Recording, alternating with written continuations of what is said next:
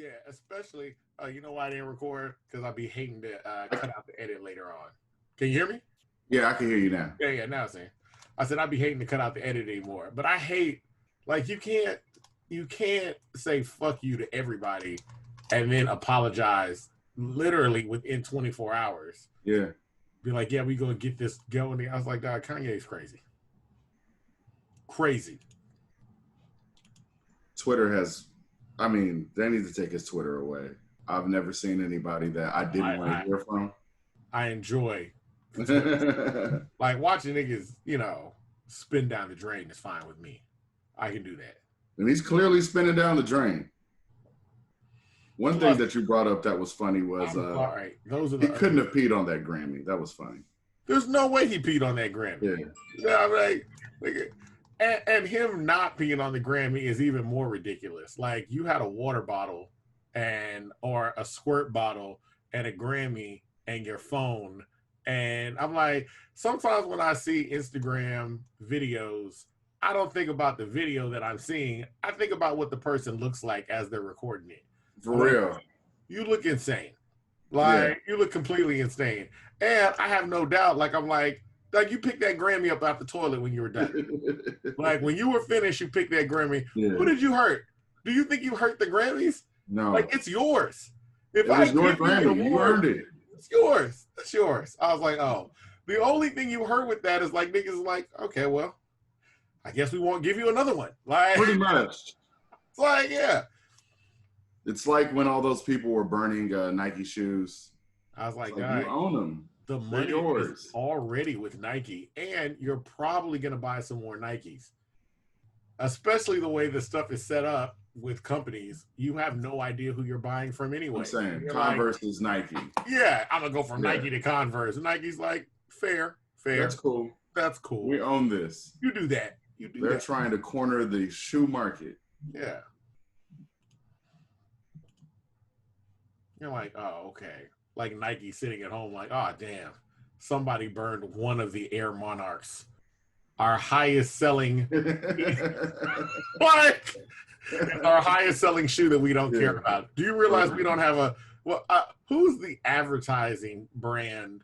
Like, the marketing team for Air Monarchs, they're probably in a basement office with one phone and they never get a phone call.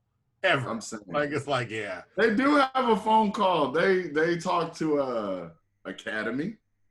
To say, they talk to same order as usual. Yeah, all of them. Yeah. All right, take them all. Yeah, take them all. You can go ahead and do that. Yeah, so Academy. What you're saying is, from your sales, you don't want any new colors. Okay, no new colors. Don't change anything about the style. Yeah. All right. Cool. It's also funny how, like, the Air Monarch is universally panned as the dad shoe. And even before the internet, our father has 2 pairs of Air Monarchs. Hey, man, that's like an automatic. It's like, I feel like it's a dad shoe because it's not, I don't know, it's not minimalist enough to be stylish. Like, I feel like to be stylish, you got to go over the top or under. And it is right in the sweet spot where it's like, there's enough stuff on here where it's not stylish, and there's not too much to where it's just not stylish. It's not good. It's not like a Jordan 1 or like Cortez or anything that minimalist. It's, they put a strap on like some of them. We just shit all over the whole Air Monarch. Like, the Air Monarch team is just sitting there like, I spent 18 hours designing that shoe, man. Air Monarch, there's no Air Monarch. You don't know what goes into this. Yeah. They're at meetings and everybody else is making fun of them. They goes like, oh, who are you? Oh, well, I did the LeBrons. Like, what did you do? Oh, no, nothing. Just the Air Monarch. Or maybe they're like, it doesn't matter what you guys do. Yes. I'm the highest selling shoe every year, no matter what. Exactly. Yeah. We don't know the Air Monarch numbers. Yeah. I keep talking about numbers. Air Monarchs could be outselling everybody by far. They probably are. And it's probably some real cocky ass designer like, you need a sports player to advertise your shoe? You need an air bubble? It's like, you need a commercial? I could throw these in the middle of the street. As a matter of fact, sometimes I do. They just set these out on the curb in front of Academy with a sign, For and real. people buy them. People don't You even know what steal you them. came for. People don't even steal them. They pick them Yeah. up, take them inside, and purchase them. Like Those are that's the how good it shoes. is. They're the shoes that are on the telephone pole. Like, Yeah. the Air Monarchs. Monarchs. Doom, doom, doom, doom, doom, doom. That's what's been going on Twitter. Oh, Your boy Kanye West. But he has some music coming out. man, he always says he has music coming out, and then he just don't come out with music. Travis Scott got that song coming out soon. He's smart. That nigga started since you can't do the merch bundle anymore, they fit the website to where when you do purchase merch, then in your what's that thing called? In your checkout, whatever, there's a coupon to get the new single called Franchise with Young Thug for 69 cents. You've already spent $200. 69 cents to get something when it comes out. I was like, oh, y'all, their marketing team is impeccable. That's true. Since we are recording, have you had the Travis Scott burger? I haven't. I have. Was it good?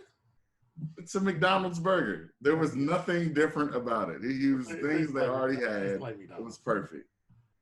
There was nothing different about it at all. You can only get it with a Coke or a Sprite. Oh, so you can't get a Coke? You can get a Coke. Okay, I thought you could just only do Sprite. I thought you could only do Sprite too, but I don't know. The lady asked me, she was like, Coke or Sprite? I was like, Sprite, whatever. Travis got hands down just the best marketing because he's constantly getting people to buy things that I never thought anybody would pay for. Yeah. So that's fantastic. I never thought niggas would go to McDonald's like that. Oh, what? McDonald's. Is he here? Fat Tony? Yo, what's happening? He's here. All right. Yeah. No, What's the deal? I'm like exactly right on time. Oh, Yeah. no. You really are. That's Yeah, perfect. On the motherfucking dot. Yeah, That's on the perfect, money. man. We were just it. already in here. I was like, let's just be in here just in case. Man, look, I used to say, maybe it's the pandemic, but I feel like Houston's a little bit better at it. Like, I wrote for All Hip Hop and a couple other things. Houston rappers tend to have better timing than most rappers. And business. I don't know why, but like other rap from other cities, it'd be like, we might be waiting. I feel like Texans, especially Houston people, pride themselves on being like businessmen and being like professional. Yeah. You know what I mean? Yeah. Like every time I like watch a Houston rapper interview like Kiki or Slim Thug, they're always talking about how they have like a real estate thing going on or like some other kind of like business shit that has nothing to do with their music, but they talk about it with the same sense of pride that they talking about their album or something. You know what I mean? That's true. That's why I was like, I was like, oh, okay. So it's funny because I often forget because, you know, when I was younger, I'd always be like ready to, you know, you got to make sure to warn the rapper and make sure they know that they coming on and da. And now I'm like, nah, man, they just, you know, you just tell them the time they just show up. You know, They show up. Man. Okay.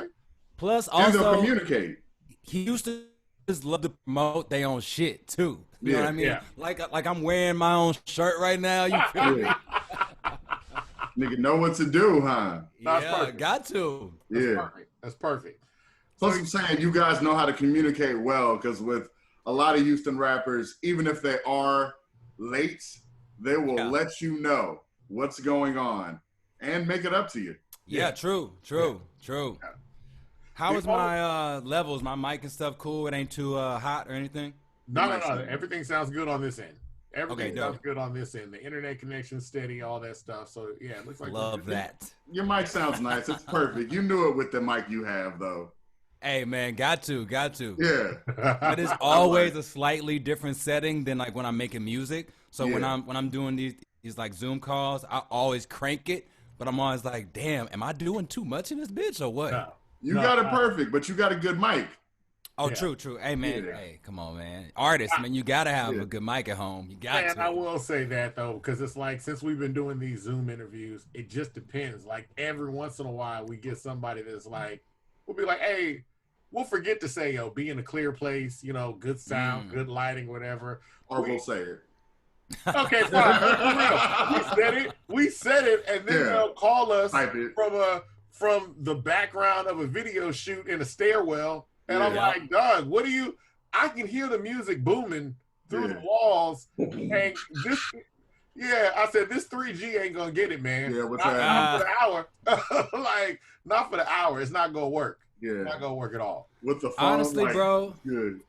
man, it'd be like that sometimes. Like if you got a stacked ass schedule, and I hate when that happens because I know I'm not gonna give the interviewer their like proper time, proper attention. You know, like I planned my whole day around this. So I got home early. I took a shower. You know what I mean? My like girlfriend left. Like it is just me and the dog. It is quiet. I am ready for y'all. You feel me? Hey man, we really appreciate it. We trying to expand out. So like our thing is just, you know, we're gonna start off. He and I are gonna do a little bit of banter. Then we'll introduce you, and then it's pretty much just an hour of us going through your history, what you're doing now, and what you plan on doing in the future. We try to treat it as, you know, our podcast is focused on Houston artists and really exposing people to all things Houston. So if you're on our show, it's because you got some kind of connection to Houston through artistry, through business, you're from here, like it's something like that. So yeah, and especially with you, because you know, you'll tell people like, oh, Fat Tony, and it's like there are so many artists that big up Houston all the time. Like it's like, what more do you want them to do? You want them to tattoo Houston on their face? Because people will be like, oh, he from Houston? I'm like, Doug, I'm like an X-ray sound. Yeah, I was like, Doug, I don't know what else you want this person to do, but there are certain people I mean, you'd be surprised, man. I was talking to somebody like 3 weeks ago, and they was like, I mean, Meg the Stallion, I don't know where they be making them at. I was like, Houston. They're like, Houston? I'm like, nigga, shut up. Like, for real? You know what I think? I think for like some people, when they hear of an artist outside of a local context, like they see him on like a certain flyer or on a certain radio show, you know, KPFT or something, I think those things read Houston to many people. And if they hear about you from like a blog or something else, then it's like, oh, maybe they're from Atlanta. That's exactly what it is. It was the same thing we were telling people about Tisa Korean. That's down here, and I was like, he's from Houston, and they're like, nah, you know, the first time I saw him was in a Fader article. I was like, that doesn't negate Houston niggas be in the Fader. Houston niggas be on Comedy Central too. Yeah, you said it like that was the opposite of what I said. Like those are just two different thoughts. Like he was in Fader, and he was in the Fader. So yeah. Honestly, man, there's this thing, and maybe I'm getting too inside baseball because I'm really talking about amongst other local artists, friends of mine, peers of mine. There's this sense that being from Houston, we're always the underdog. Yeah. So when you hear about a Houston rapper being in something that you associate with being quote unquote national or whatever, in like many people's mind, it's like a disconnect, because in their mind, Houston niggas stay in Houston and they never get the shine that they deserve. Yeah. Which I think is kind of bullshit. Like I was at the barbershop just a couple days ago, and me and the barber, I don't live in Houston now, right? I live in Arizona, and the barber was like, yo, I love Devin the Dude. You know, Devin the Dude is so underrated. And in my mind, I'm like, Devin the Dude has done it all. Like, he's not underrated. He's on the Crying 2001. Like, what the fuck else you want? I don't know. I saw your post about Devin the Dude, and it was the same thing. I was thinking where it's like, no, but it's Devin. Who has ever said anything bad about Devin? Like, who's ever been like, nah, Dev can't rap. Nah, Devin can't do it. Like, everybody's always like, no, he makes incredible albums. He's always on. I said, every rapper likes him. Like every rap, I've never heard a rapper say anything bad about Devin the Dude. As a matter of fact, you hear so many rappers like, that's the guy, Devin the Dude. Who was that? I think that was that Melly Mel? Grandmaster Melly Mel? Like somebody the other day, it was because Big Daddy Kane was like, go to his page and show more support to him. So I went to his page and he has all these videos. So I was like, I'm following down. And one of his posts, this is, one of the founding father, like back in the day, founding father of hip hop. And he literally goes, yo, y'all, my favorite rapper, like since back in the day, is Devin the Dude. Real. Hands down. He's like, since the first album. And then he started singing the songs. And he was like, Doug, Devin the Dude, he raps the best. He sings the best. He has some of the best concept songs out. Yeah. And I was like, Doug, yes. Like, hands down.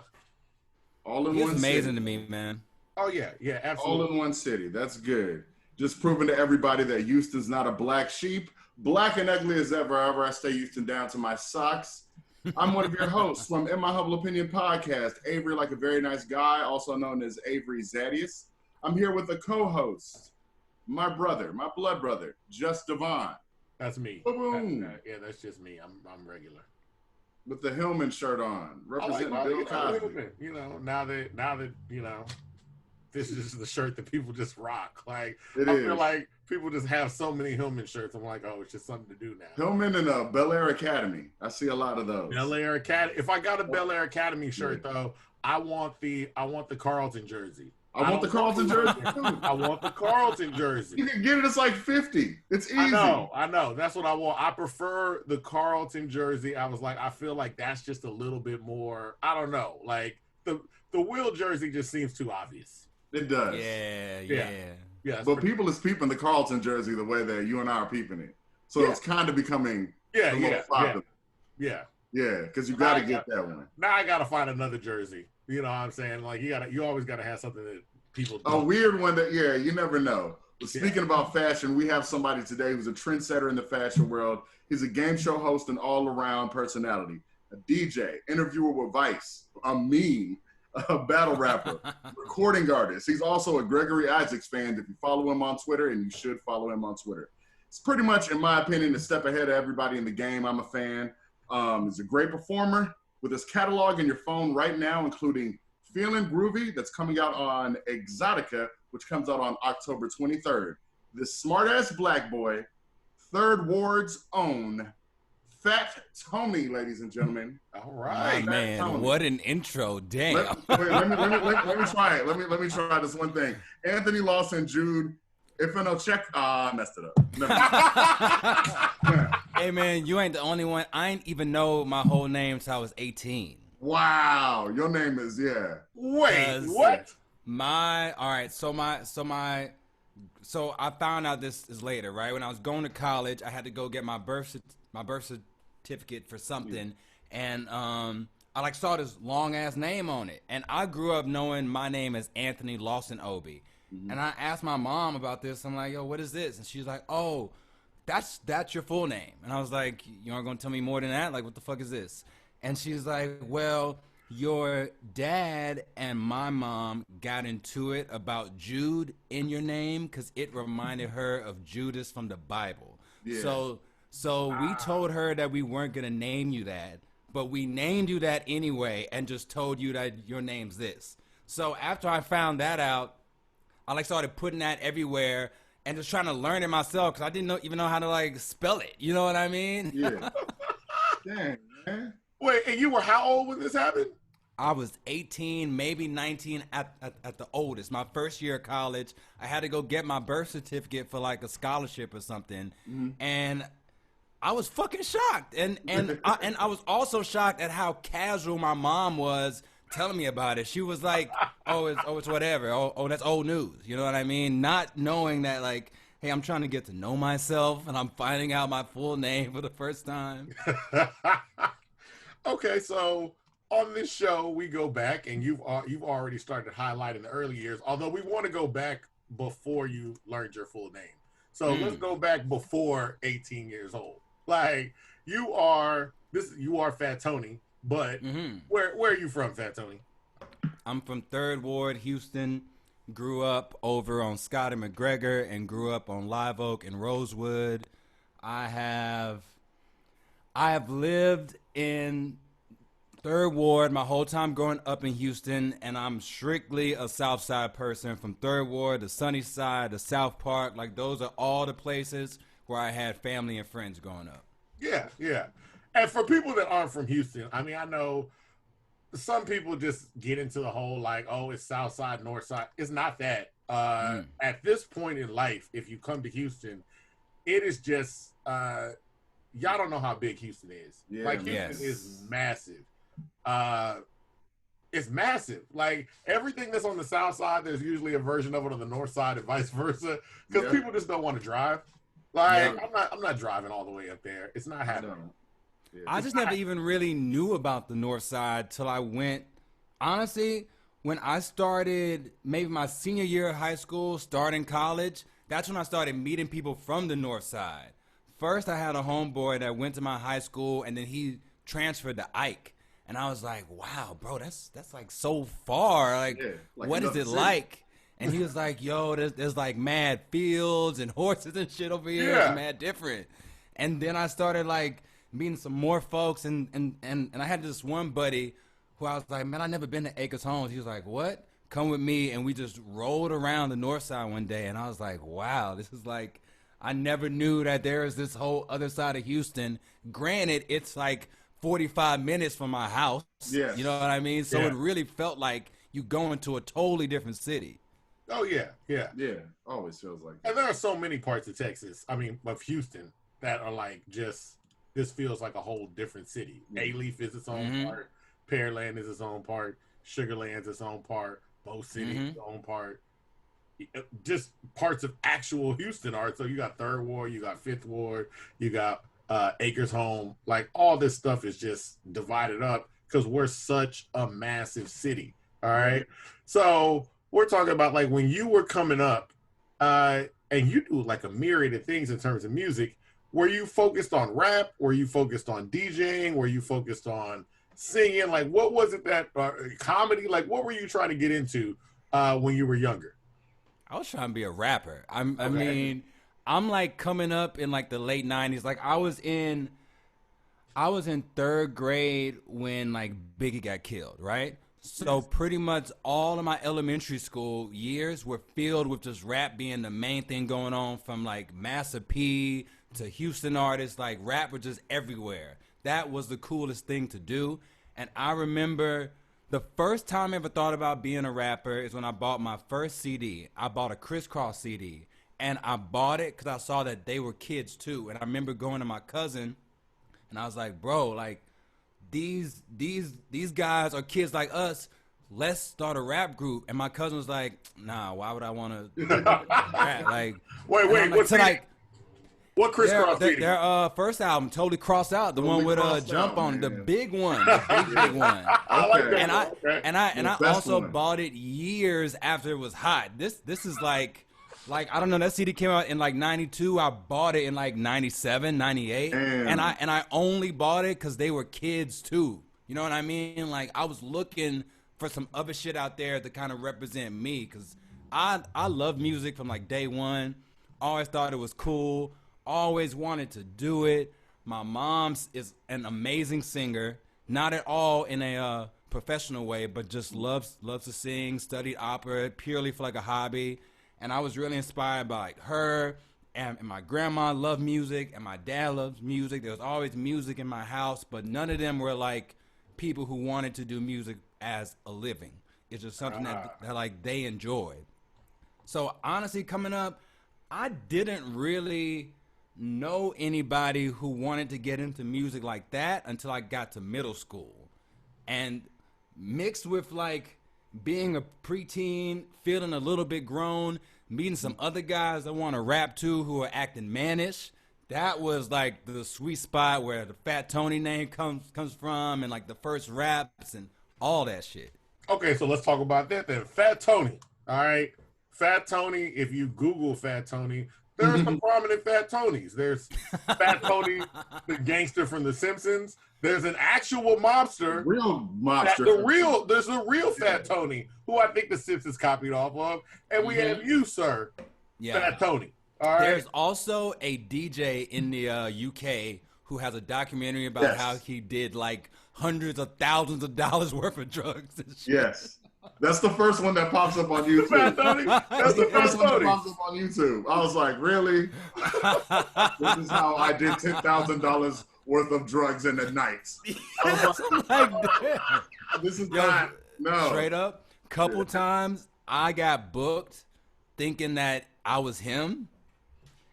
None of the shows happening because they figured it out. But I remember once my like agent called me. He was like, "Y'all just got an email for you to come and play some like award show in London for $10,000 or something crazy."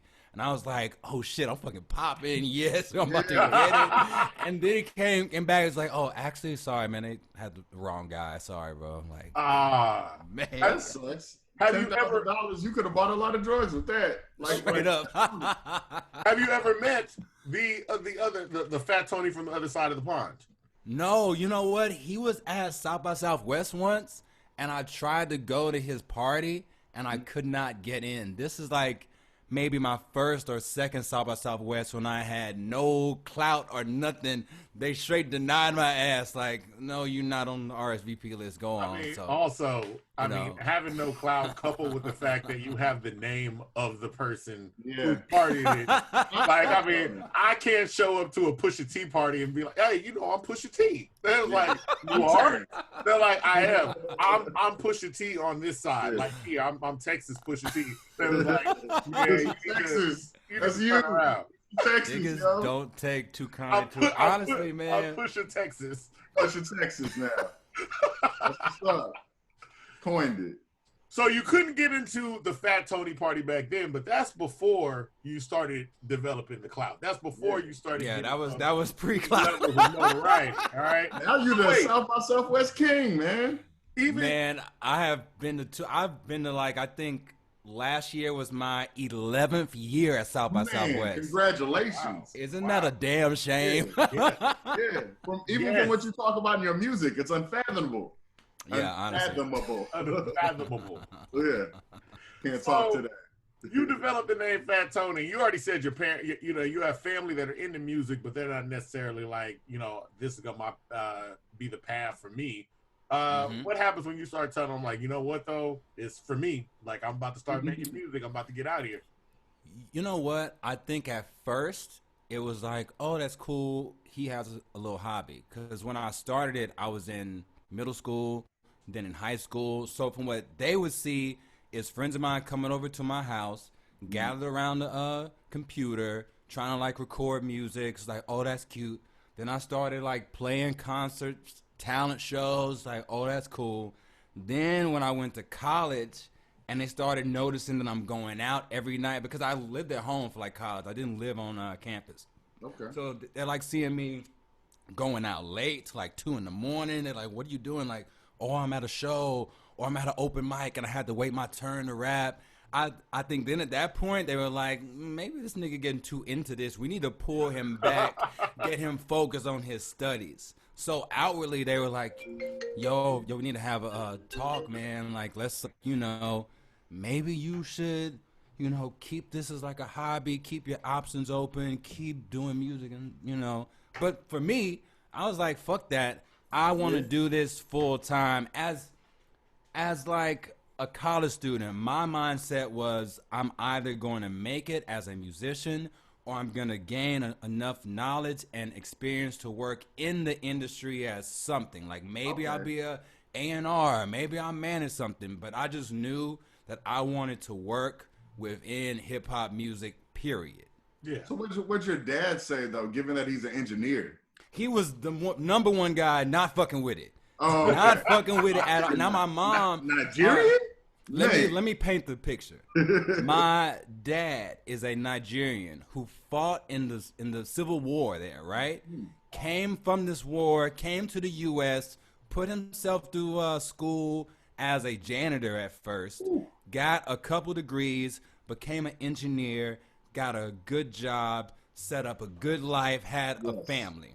So in his mind, he's like, life is do or die, serious. There's no time. Like he was not the kind of guy who was like frivolous. Yeah. Like he didn't have a bunch of hobbies. Sure, he liked music, especially classic country music. Sure, he would watch TV, but he was very focused. When he wasn't at work, he was reading up on stuff. He was strictly business. And I think he looked at rap music, especially rap music, but any kind of arts as like, oh, that's for like drunkards or like not a serious person. Yeah. So soon as I showed any inkling that I wanted to do it as my profession, he was shutting it down. Now my mom, Black American woman, she's from Houston, she's from Third Ward, highly educated, went to great liberal arts schools. You know what I mean? She is way more artsy. Yeah. She loves to sing. She plays the piano. She loves music. She loves books. She loves films. So I think she could kind of understand where I'm coming from. And I was actually like really inspired by her because I'm like, wow, my mom has been to like New York and, she's like gone to see concerts of Bob Marley, Rolling Stones. She like tell me about Otis Redding. Like she's very cultured to me, right? Yeah. She was not outwardly like, yo, don't do it. She was more like, yo, your dad don't really like this, but do your thing. You know what I mean? She was a little more encouraging. Yeah. She would keep little Behind clips the of like scenes me in the encouraging. newspaper, that's had a good. little, CD of me up on her desk. You know what I mean? But still, she was like, do your school thing. Like, don't just put all your eggs in this basket. I was like, no, I'm putting all my shit in this basket. This is what I'm fucking doing. Cause I looked at it like the only way to make it, period, is to put your all into it. Yeah. If I'm not performing, I am reading about music. I'm listening to music. I'm trying to educate myself about what a record label does. Like just any part of music, I was trying to educate myself because I knew that one way to set myself apart is when I do get a chance, I can come a little bit more like professional with it. You know what I mean? Yeah. Now, when was the turnaround for your parents then? At what point were they like, you know what? This is real and I'm cool with it? Or are they cool with it? Now they are. Especially at this point, by like this point, I'm a fucking grown ass man. You know what I mean? I'm like a 30-something homeowner, family man. You know what I mean? It's different now. Now it's like, all right, it's what you've like taken care of yourself. But at first, you're not really making a lot of money doing this when I'm in my early 20s. You know what I mean? I would say the moment that really changed things, and I still remember my mom being like shocked. I was like, Mom, me and my friend got a record deal. We're about to move to Los Angeles for 4 months to go make an album. She was like, boy, what? What are you talking about? And then I actually did it. And she was like, oh, I think this nigga's going to keep doing this for a while. Yeah. So, I mean, let's just go ahead and go to that point then. Fast forward to you get a record deal and then you move to Los Angeles. What are the thoughts that are going through your head just first getting into LA? I mean, you're leaving Houston and you're going now to a new market. I have to backtrack a little bit, right? Go ahead. Let me tell you what happened in like the 3 or 4 years before that moment happened, because there's a lot of buildup. Okay. First things first, my longtime producer is named GoldenEye, a.k.a. Tom Cruise. He has produced most of my albums and my new album, Exotica, right? Mm-hmm. Me and him met because he was in a rap group that I loved. He lived in Atlanta. He was coming to Houston because his rap group was going to get their new single mixed by Mike Dean. They were signed to Warner Brothers, right? Okay. And this was going to be our first time meeting. Prior to that, we just spoke over the internet, you know what I mean? Like on the phone and shit. Really on some shit where I was like reaching out to him like, yo, out of all the young artists that I've heard who are our age, I think y'all the tightest. I think we have a lot in common. Man, I want to click up with y'all, right? He comes to Houston, and it's December of 2007 when Pimp C dies. Damn, man. When Pimp C dies, Mike Dean is like, yo, I'm canceling all of my appointments. I'm mourning right now. I'm not working. So he's on his way to Houston, and now he has nothing to do because the studio's canceled. Yeah. So he's like, yo, well, let's just kick it. He gives me an address. I'm like, yo, I'm gonna have my mom come and pick you up. That's how young I am, right? The address is 2 streets over from where I live, and I'm like, oh shit, you right in the neighborhood. So we go over there, and it's his grandma's house. His grandma's there, his mom's there, and his aunt is there. Turns out his mom's side of his family is from Houston. His dad is Jamaican, but they live in Atlanta, right? His mom and dad separated. His mom is from Houston. His aunt is my little brother's school teacher, and they live a couple streets over. So I'm like, whoa, this is kind of like crazy. So we start kicking it, and because his Mike Dean sessions are all canceled, and he's there to work and to hang out with his family for like the holidays, we have all this free time. So me and him start to kick it tough. And we decide at the end of that month, let's make a project together. Over the next couple years, the rap group that he had started to break up. They like got dropped from the deal. Their album never came out. So he was in need of a rapper. At that same time, I'm getting more and more serious about music, and I need a producer. So me and him just start to click. Now, I had never been nowhere. I had never been on a plane. I'd only left Houston a couple times. My family didn't like travel or like go on vacation or none of that shit, right? My first time leaving Texas was to fly to Atlanta to go work with him. Oh, wow. And man, it's funny. I was looking through my hard drive earlier, and I was listening to some music that I recorded on that trip, and that shit is fucking fire. Like I could hear how like hungry I was, and how I'm like, yo, I ain't never left town. I'm like working with like a real producer. He's like been on a major label. Like I'm giving this my all. So for those next couple years, we keep working together, and we put out an album. My first album, Rabd or Gab.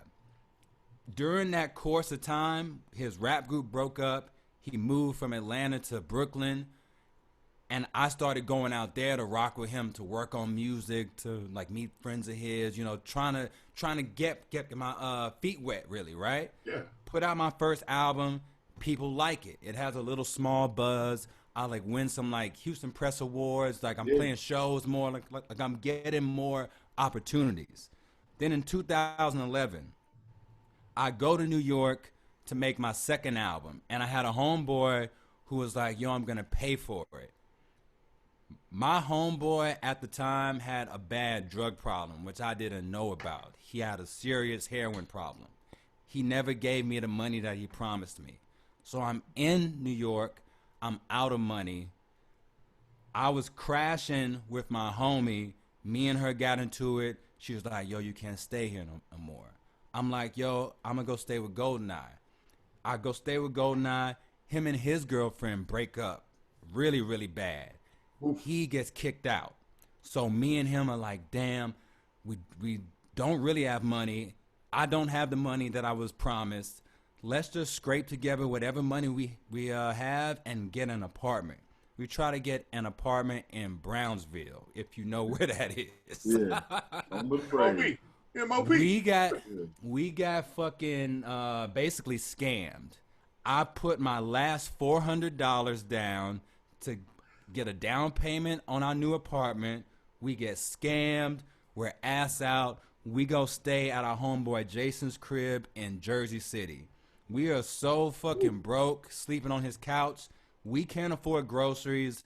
Our friend Jason that we's crashing with, he ain't got a whole lot of money. So we basically eating the leftovers of their food, and we basically getting drunk every day so we can pass out, and we're just making music. And we make like four or five songs, right? 2 or 3 weeks into that, my mom calls me.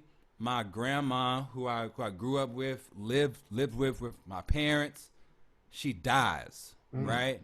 I'm like heartbroken. I'm just busting in the fucking tears. I'm like, I have nothing going on right now, right? I'm fucking ass out. My grandma's gone. My mom flies me back to Houston. I go back to Houston. and then I get a job. While I'm working that part-time job, I found out that one of the random sessions that I did that summer living in Brooklyn was for A$AP Rocky, who was a new artist. His tape comes out, it's huge. Yes. Everyone's talking about his tape. He's like the biggest artist and like he's like the biggest up and coming rapper out in the world now, right? So cause of that, I started to get a little more attention, just like a little bit. I have a homeboy, Blackie, great Houston artist. He has a tour coming up. He asked me to roll with him. So I'm like, all right, I'm going to go on my first tour. I go on tour with him. The tour is cool. We have some ups and downs, but it's mostly cool.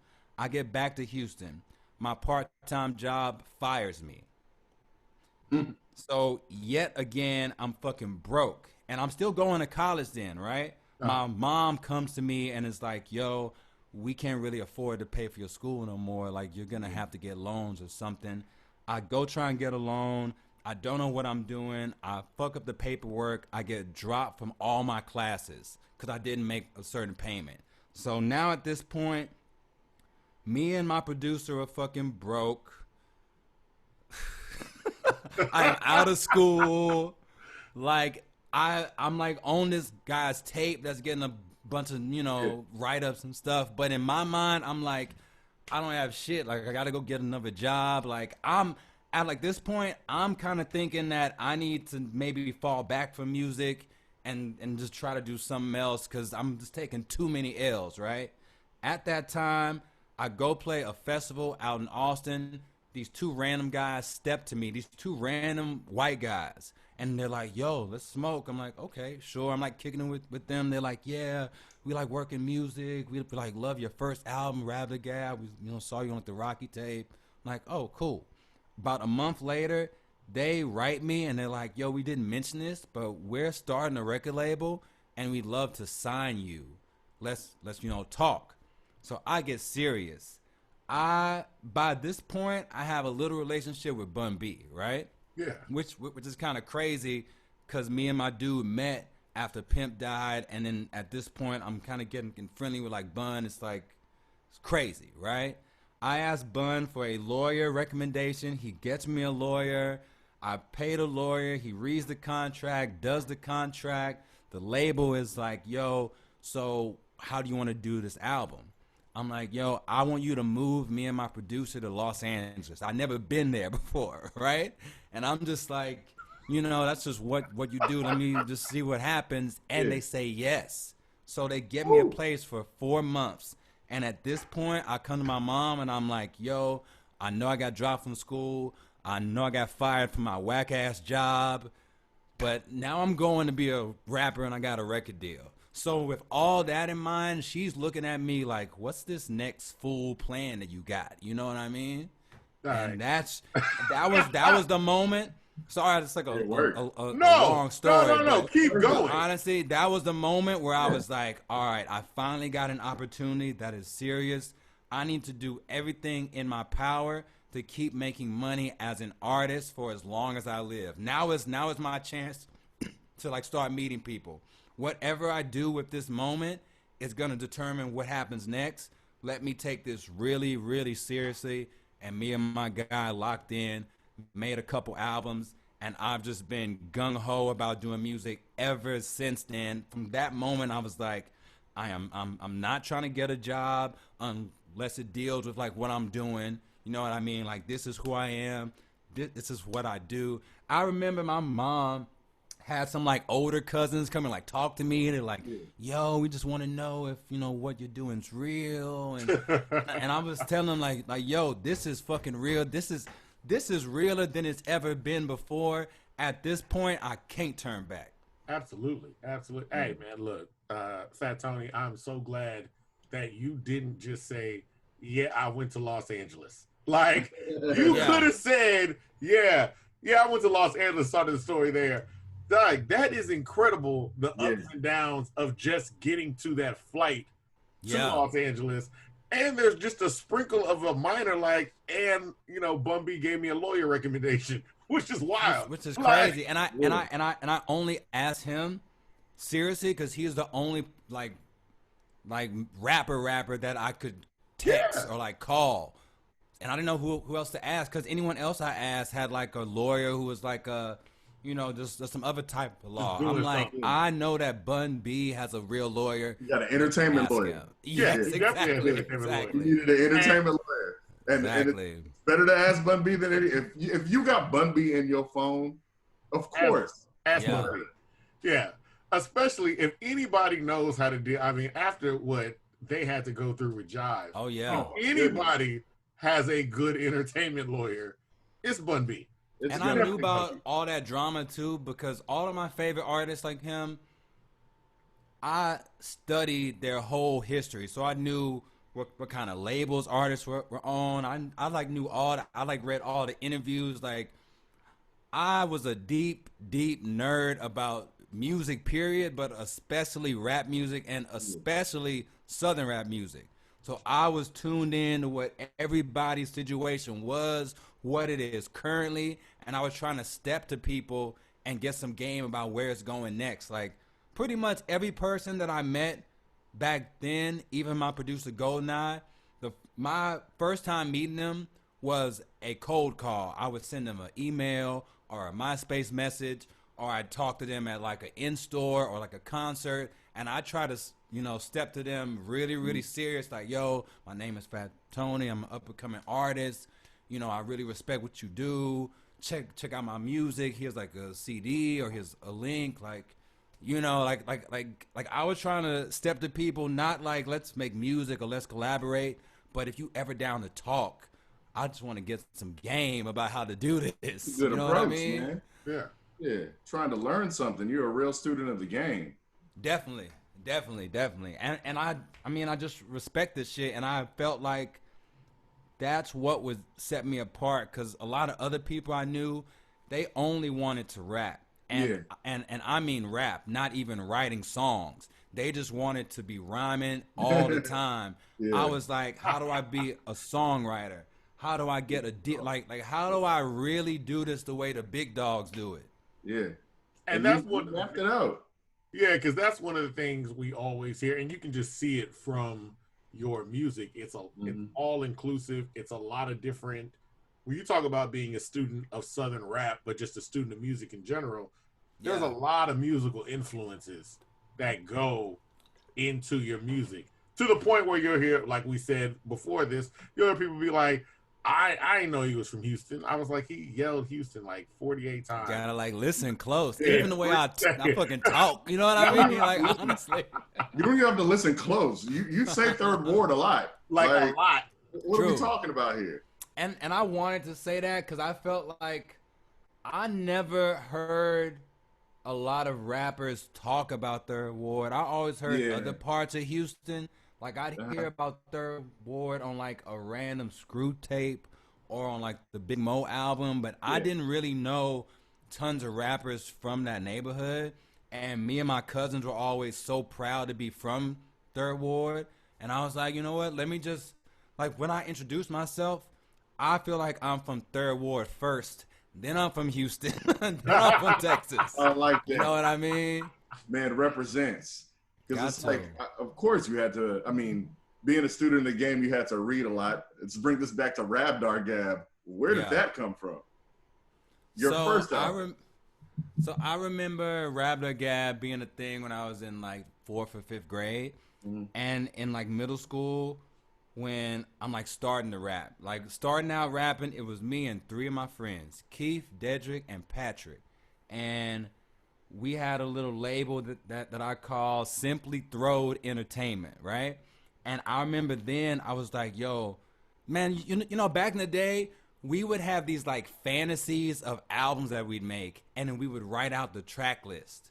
Like not even making the song, right?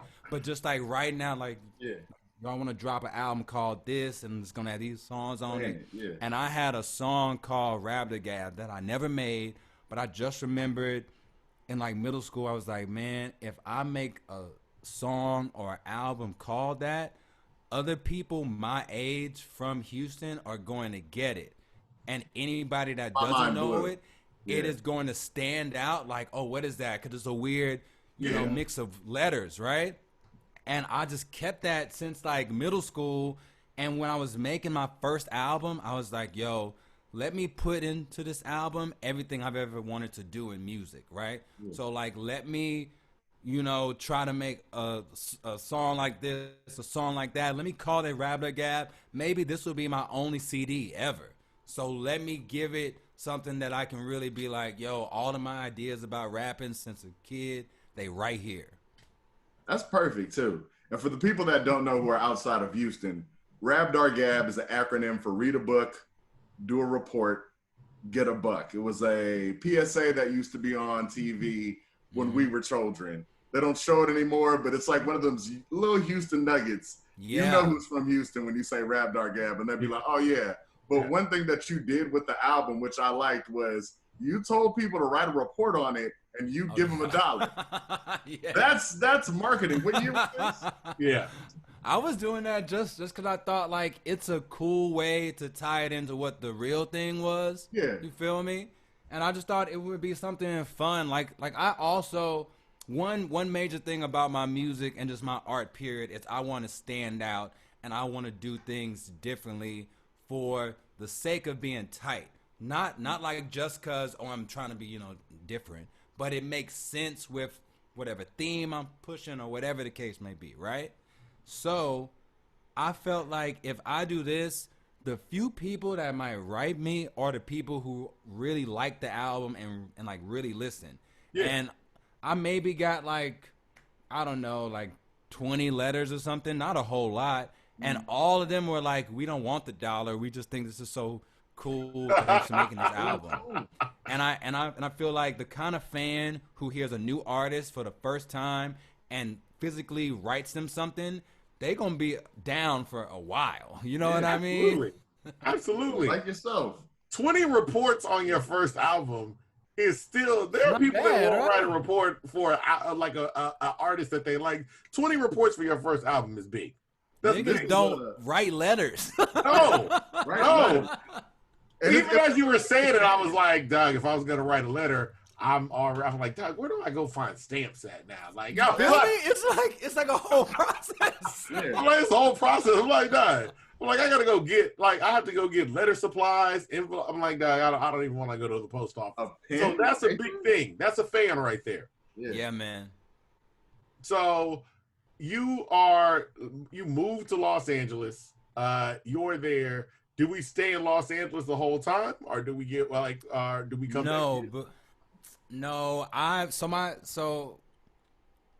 Man, I was trying to keep it real. I fucking moved me and 3 of my boys to LA. I like moved my homeboy Jason that we crashed with. Uh-huh. I was like, bro, manage me, right? Manage me. I want to move you out here. I moved Goldeneye out there. Goldeneye was like, yo, I got this white partner, Paul, who's my engineer. He is fire. He will move out here with us and bring all his gear. I'm like, bet, bring him out.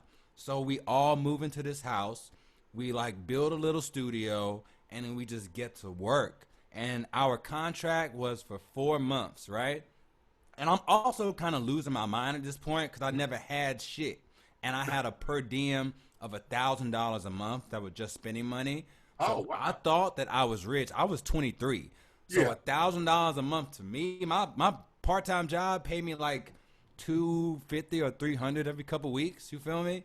So I'm thinking like, nigga, I done made it. I'm a baller. I'm buying Ciroc out the ass. Wow. We having barbecues. I'm having a great time. But when that contract ended, I knew that I didn't want to like go and find a job out here like anything because I didn't have an album out yet. We were making the album and I knew that I wouldn't have some new music out for like a while. So I can't even get like booked. So I moved back to Houston. We pretty much spent the rest of that year going on tour. We went on 3 separate tours that pretty much kept us busy. And at the end of the last tour, we played in Brooklyn.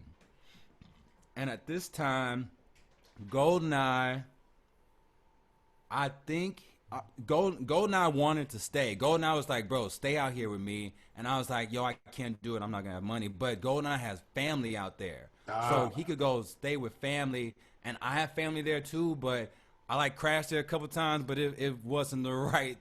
I like to Not the keep right it a buck. situation. To keep it a buck, my cousin that lived out there was basically a functioning crackhead, right? Oh, okay. Ooh, Okay. Straight yeah. like and Not had good. a bunch of other problems. So when I would stay with him, it was cool, but it just wasn't really comfortable. And I was like, man, I don't need to be staying with this old crip cousin of mine. Like let me just go back to my parents' house. So anyway, we on this tour. The last show is in Brooklyn. At that point, Goldeneye's like, man, I'm thinking about staying out here again because I got people out here. And I'm like, you know what? Let me figure out a way to stay there too. So I had a bunch of friends out in Brooklyn, mainly my homegirl Effie, and I would just crash with them for long periods of time. So I basically lived in Brooklyn for like the next year because I would go stay there for like a month, 2 months, 2 weeks, just like kept going back and forth. But I really lived in Houston the whole time, and I never moved back to Los Angeles until the end of 2016. Oh, okay. I just felt like, I didn't want to be broke living in another city like that. Like I didn't really have my shit together. Yeah. And I tried to make it work for like a month after that first LA trip. And nigga, it was bad. We were eating that Del Taco every day. We didn't have nothing. I was like, this ain't the life for me. Let me go back to my mom and dad house, man. Let me regroup. Yep. So even after that, when you come back, how long before the album comes out, that first album, and then you get to see what's going to happen? The fruits of it. Yeah. So we went out there from January to man, y'all are getting all the details. We Yes! went out We there want Yes! from Yeah. We want them. we went out there from January to May of 2012 and made 2 albums. Double Dragon, which was a mixtape, and Smart Ass Black Boy, which was like my album. Smart Ass Black Boy didn't come out until June of the following year. And by that point, I was crashing in Brooklyn a lot because also the record company was based out there and my publicist was out there and my manager had moved back to New York. So I'm like, my like managers here, my like producers here, labels here. Let me be here as much as possible because this is where the action's at. Maybe I'll meet people who can like further my shit or, whatever. And the album came out and I was so geeked because this was like the first time I had a CD who was in like Houston stores. You know what I mean? Like it at the time I was like, this is gonna change my life, but it didn't change it suddenly. Yeah. I think the real effects of it was I got a lot of respect and I was able to stay in business. But it's not like the album dropped and I had a big hit. I did get a bunch of attention. The Hood Party song was doing really, really well on the internet. It was getting written up at like Pitchfork, Stereo Gum. Like I'm getting all the regular shit, and I'm finally like in people's conversations, and it's happening. But it wasn't crazy. I didn't get a shitload of money. I just basically got the chance to keep working, which I think is honestly better than just blowing up out the gate because it kept you humble and focused. Yeah. Right? Like there was never a moment then when I was coming out like, yo, I'm the fucking shit now. Like it honestly still felt like this day-to-day grinding, handing out flyers, like, nothing changed. It just put me in a level where when I mention my name to certain people now, they could at least be like, oh, I've heard of you. Yeah. Which is great. And that's why we kind of wanted to get into that aspect because so many people that are getting into not just music, but particularly with music, but most entertainment is like you put in the work and then it's just we have to wait to find out what's going to happen now. So it's like I might finish this album and then I just have to wait to see what's going to happen with the album, when they're going to decide to release it. Yep. Whether this is going to get any traction. And while that's going on, I have to live my life. Like, I got to pay bills. I got to do stuff. Like, even when you were talking about, it's like, I have to, even when you're talking about getting booked, it's like I get booked with music, but my music is still having to be released. So I Yeah. got to focus on the old stuff. And it's like, yeah, it's almost like you're kind of living your life with these items that you've already done. Like to you, Rabdar Gab is the past. Like I've already done Yeah. this, but I got to wait now for you guys to hear what's going on. And so, yeah, that's always interesting. That's why we like that kind of stuff. So, During that time is when I learned to be a DJ though, but Oh, okay. because there I we go. I played a show at Santos Party House in Manhattan, and I opened up for Freddie Gibbs, and this dude was there, and he was like, "Yo, I will pay you if you come DJ at my bar after this. Just like put it up on your Twitter and your Facebook." So I'm like, "All right, bet." I'm on my way to his bar, and I had a janky ass laptop and I couldn't get it to work. So I was just playing music off my phone, and he was hot. He was like, "Bro, like you like gotta be a real DJ." And in my mind I was like, "Sorry, my laptop's broke, but I was just gonna play it off my iTunes anyway, so it's not that, big of a deal." And he was like, You was gonna play off your iTunes? What? I was like, "Yeah, that's what I've done before. Like at my friend's party or something, you know what I mean?" I didn't really know better. He's Yeah. like, "Bro, come, you know what? Come to me later. If you learn to really do it, I will book you again." So it was winter time, so I couldn't go out much. I got virtual DJ, and I just sat in my homeboy's apartment, and I just learned how to do it. I tagged all my MP3s, like just really trying to get it down. Then a few months later, I called that same guy, Nick. Me and him are still cool. And I was like, "Bro, I learned to do it. Can you book me?"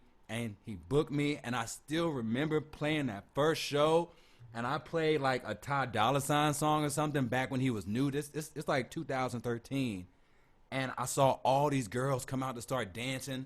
Then I played Back That Ass Up. They keep dancing. I'm like, "Nigga, I'm fucking doing it. I'm doing it." And from that moment on, I was like, well, while I'm still waiting for shit to happen, maybe I can get bookings being a DJ. And honestly, I wish that I learned to like do that back in the day, because it taught me so much about making music. It taught me so much about crowd control. I mean, it like totally influenced how I perform, my Fat Tony shows, everything about music.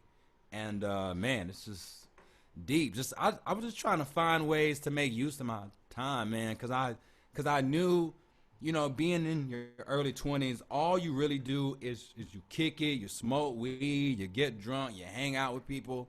I was like, let me try to pepper some of this hanging out with some actual learning, something functional. Yeah. Yeah. Always moving forward. Yeah. Hey, During that time, though, when you were DJing, was that around the period that you mixed Brooks and Dunn and Too Short, Blow the Whistle? Yeah. So that thing blew up last year, but Yeah. that's a mashup that I started doing maybe in 2016. You Okay. know what like really happened? I was back in Houston, and I went to this bar in Third Ward called The Spot. You ever heard of it? Yes. We On know The Spot. formerly okay, formerly Dowling, now it's Emancipation Ave, right? Yeah. Yes. I love The Spot. I was Yeah. always in that motherfucker, and what I loved is it was such like a neighborhood bar and so low key. Every now and then I would see Scarface in there, Of course. Devin the Dude, Yeah. Killer Callejon. I remember he was kind of regular there too. And I was like, "Bro, what's up?" He's like, "Man, you the only rapper I ever see in here." I'm like, "Man, I'm in the fucking street." And I'm not even like, I feel like The Spot, when they think of rappers, they think of Jeezy. You know what I mean? I am not a young Jeezy type of nigga, right? But I'd be in that bitch, and this one night, they played Neon Moon. And I hadn't heard it in a long time, but I remembered it because my godmother taught some line dancing classes, and she would have me burn the CDs. And I remember she had that song on, and I was like, "Oh, that's that song that my godmother like." Okay, now I kind of see the connection as to why they playing this. Oh yeah. And I went home and I downloaded it, and I was like, "Man, maybe I'll pepper this into my sets. This would be something kind of like different, funky to play for people. Yeah. And I don't know why I thought to mash it up with that Too Short song. I have no idea why. And it just kind of dawned on me, and I thought it would be a cool intro to my Hood Party song because the tempo's kind of like similar. And I was like, all right, I'm going to hit them with this Neon Moon. They like, oh, country. Then I hit them with like Blow the Whistle, which they love. Everyone love it. And then I'll segue into my Hood Party song seamlessly, and everybody's still rocking with me in the same groove. And it just so happened that I was at South by Southwest last year, fresh off the plane. The first show that I play, I'm doing that mashup like I always do at all my shows for like years by that time. My homeboy films it, posts it, and people just fall in love with it. That blew up. How many times a day or how often do you get tagged on that meme? Man, honestly, it used to be hundreds of times a day. Seriously. It had to be. Like, I had never gone viral before like that. Like, going viral like that's different than having a hot song. Because you got people that like that clip who don't give a fuck about music at all. You know what I mean?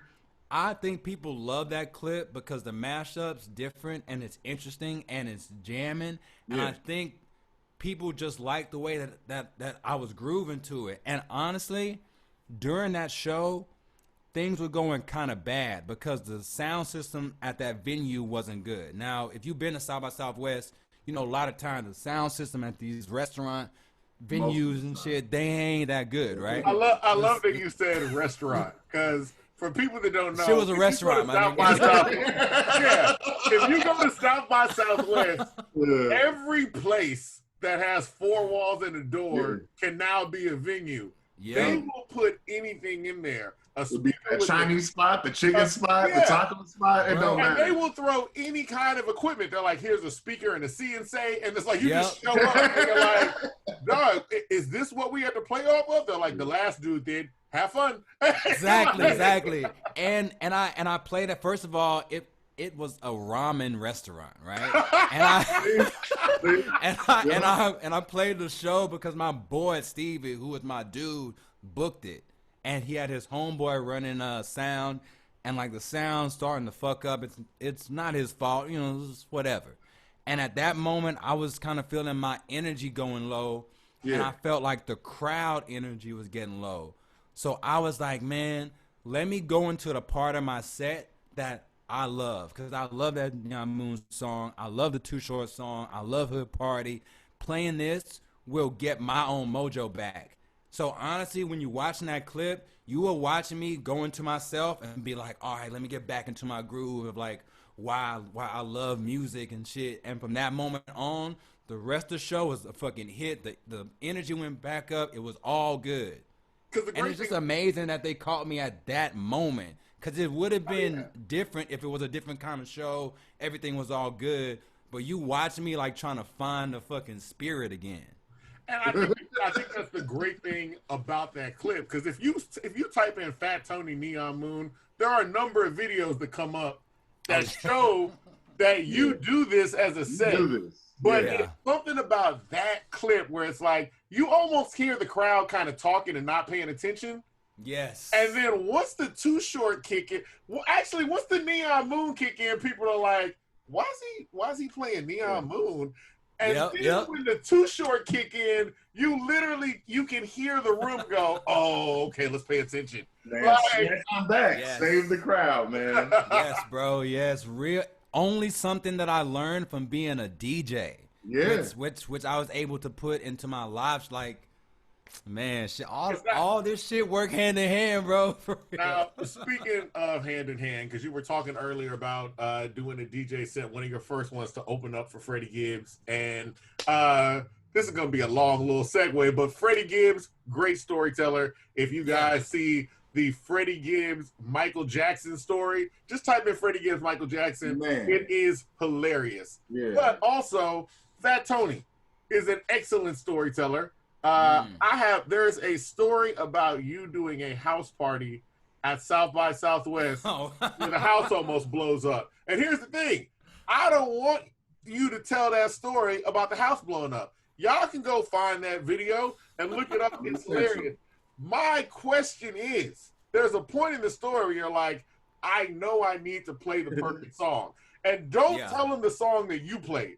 Because my question is, why wasn't it the roof is on fire?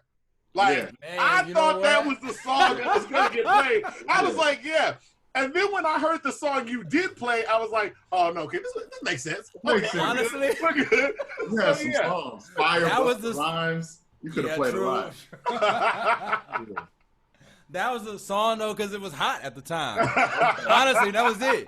That's the only reason. The song was, like, new at that time. So I'm like, all right, this is how we going out? Well, I also think it's that storytelling ability that got you. Maybe 3 guests ago, we had on Dustin Prestige. Yep. Oh, and he spoke so highly of you because he said, when I go to any city, I just support H-Town. I'll go whatever. He goes, I went, and he goes, I talked to Fat Tony before, whatever, but it's not like we knew each other. And I get to New York, and I see he has a show, and I'm like, I'm going to just go and support. And he's like, Fat Tony took me to Vice. Like, no, like he's like, no, I was like, because I was like, Dustin, I would see you, like, middle of the night, you're live, and you're at Vice, and then you're standing with Saturday Night Live people or whatever. I'm like, how did this all happen? He goes, Doug, Fat Tony took me to Vice. Like, he just took me. There was no reason why. Man. He literally just took me up there. He goes, I don't have a job or nothing. He goes, just, stand over there and do what you do. And he's like, I'm literally like, when somebody asked me, what do you think about this in terms of writing something? I just started talking. And now I'm like, why am I up here at Vice? Fat Tony. So, yes. Yo, honestly, when I had that show, the show was so silly, right? It was a mix of, like, we're having fun and we're having a bunch of problems behind the scenes with, like, getting the feel and the tone and the content of the show right. Me and all the hosts were having fun, but weren't fucking with some of it at the same time. Yeah. And we had so much freedom that any friends of mine who were like, yo, what are you doing? I was just like, pull up. You know what I mean? Friends, strangers, anybody. Like, I have the power to get anybody I want into here. Why the fuck not? And I just thought it'd be kind of like funny to like pull niggas into a TV show who are like not expecting. Who's like, yo, come in, kick it. Like, well, maybe I have a drink or something.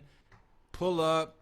There's beer. I'm like, hand them a drink, and I'm like, all right, go and talk to this guy. He's gonna tell you where to like sit, and then they gotta stay for the next couple hours while we're filming the show. But it's just like, you know what? When am I gonna get another chance like that? Let me just do it. You know what I mean? Even with that Vice, and we're talking about the Vice live show, it was short-lived, but it was great. I felt like you were putting your all into it. That's just one of those things where I was like, I in my opinion, I never felt like it was marketed right. I feel like a lot of people, when you look up articles, are like, this wasn't marketed right because it was cool. You know what I mean? So what is your relationship, I guess, now with Vice or anything, or your co-host from the show and everything?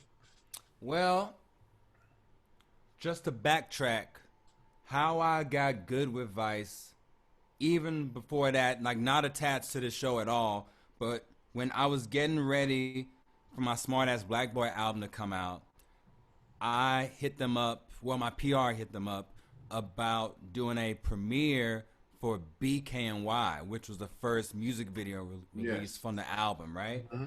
And I was like, yo, let's throw a party. So it's funny, that guy Nick that booked me for those DJ gigs, he got a job at Vice.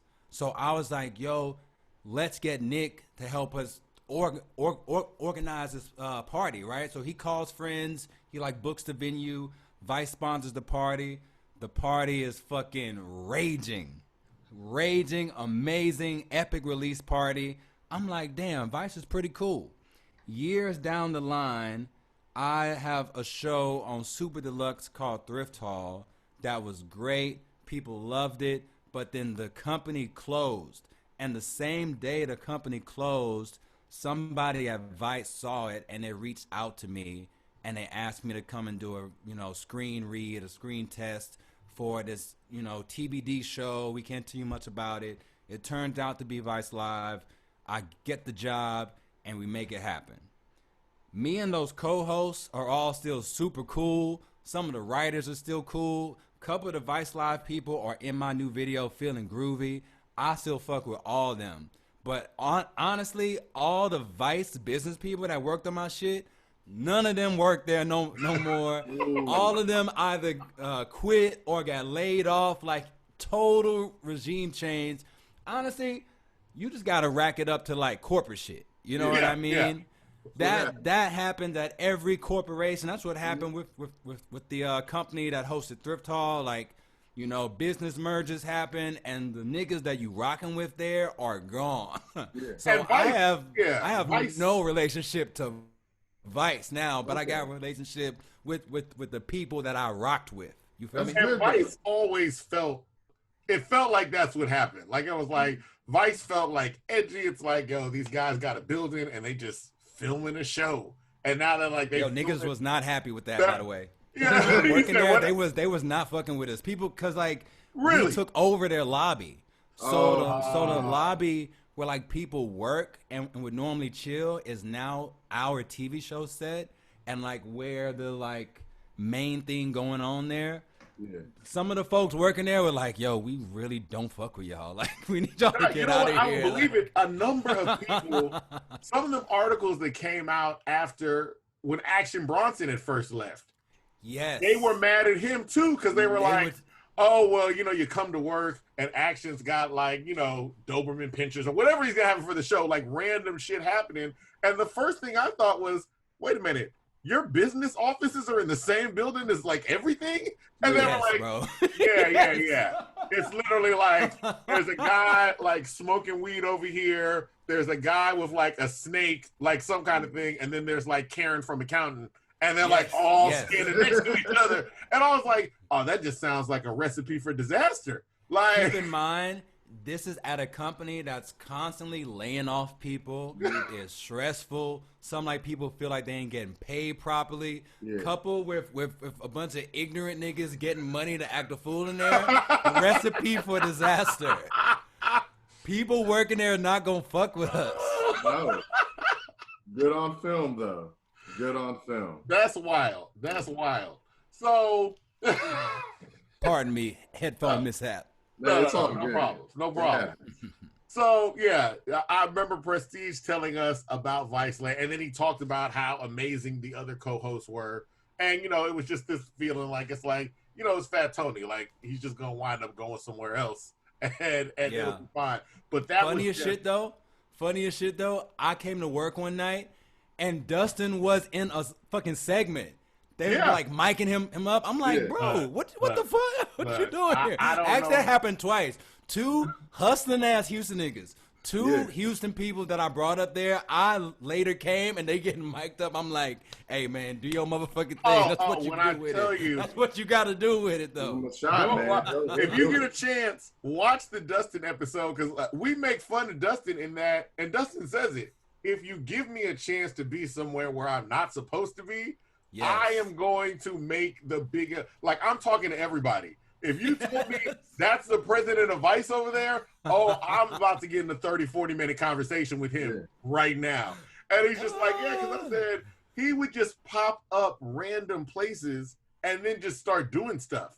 So I'm like, I don't know what Dustin's going to do, but I know he's going to do it. Honestly, though, that's the same type of shit I did back in the day. Yeah. And still do. Popping up like the first time I went to New York, I got booked for this show. And my producer, Goldeneye, introduced me to all these people. I started making like trips, making friends with them, kicking it with them. He would pull up sometimes and be like, the fuck you doing at my nigga's house? I'm like, we cool now. You know what I mean? Gotta fucking get in. Network, yeah. Now, here's another thing, because we often refer things. We like to see how the family progresses, like how they view you as a career. Now, your family, when they see you now, your mom, your dad, now that you're successful, like now that you're doing stuff. I mean, and we measure success by different things. Like you have Comedy Central, like these are national syndicated things. What do they say about things? And what do they do when they find out you do shrooms? Like just random stuff. like when's your mom like that's got to be a weird thing. It's like my son, like your mom is gonna call everybody. She gonna call everybody and be like, "Yo, he's gonna be on Comedy Central tonight." So, what does she say? You know what? There's one thing. Hold up, that's too much. Honestly, she has never talked to me in depth about that, but I know for a fact she watches anything with me in it on YouTube. So she's definitely seen it. Yeah. But there's one thing my mom said to me that kind of made me know that she views me differently now. She was complaining to me about how one of my little cousins is like coming up to her like, yo, I'm thinking about rapping now and like quitting my job. And he's like in his mid-20s. And she said that she told him, she was like, boy, it's too late for that, man. Anthony been doing music since he was like 12. You got to get it early. I'm like, damn. My mom's looking at me like I'm a real rapper now. Yeah. To the point that she's lecturing my little cousins like, you ain't grinding right. You ain't grinding the way Anthony was to get there. So I think at this point, they just look at me like I'm in music, I'm in entertainment, I'm an artist. This is my profession. Just like any other industry, I'm trying to come up and keep getting work and keep getting jobs and keep climbing. Excellent. So now we're talking about the new album, like where we're at now. Tell us about we got a new project that's coming out. So oh boy, let's go. Let's talk about that.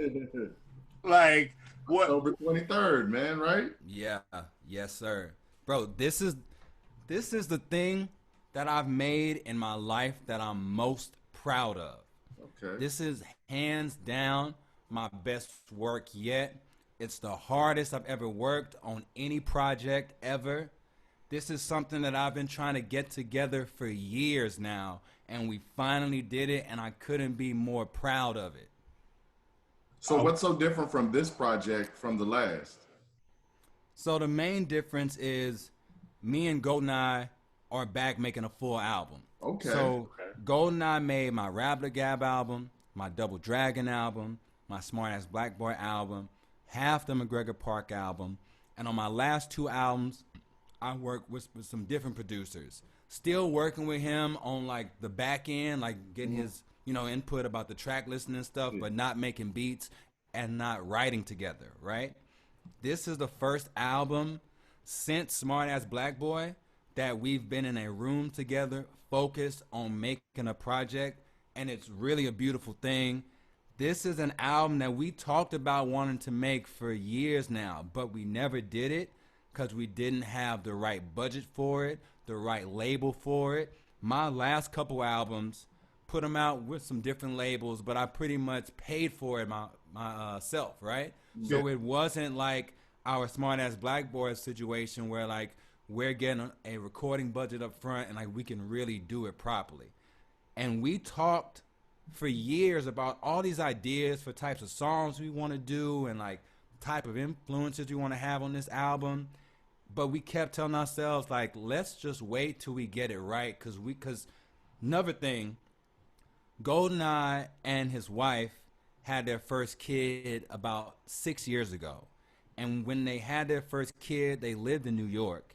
They decided to move to Jamaica because GoldenEye's dad is Jamaican, his wife's mom is Jamaican, and they were like, let's get back to our roots culturally.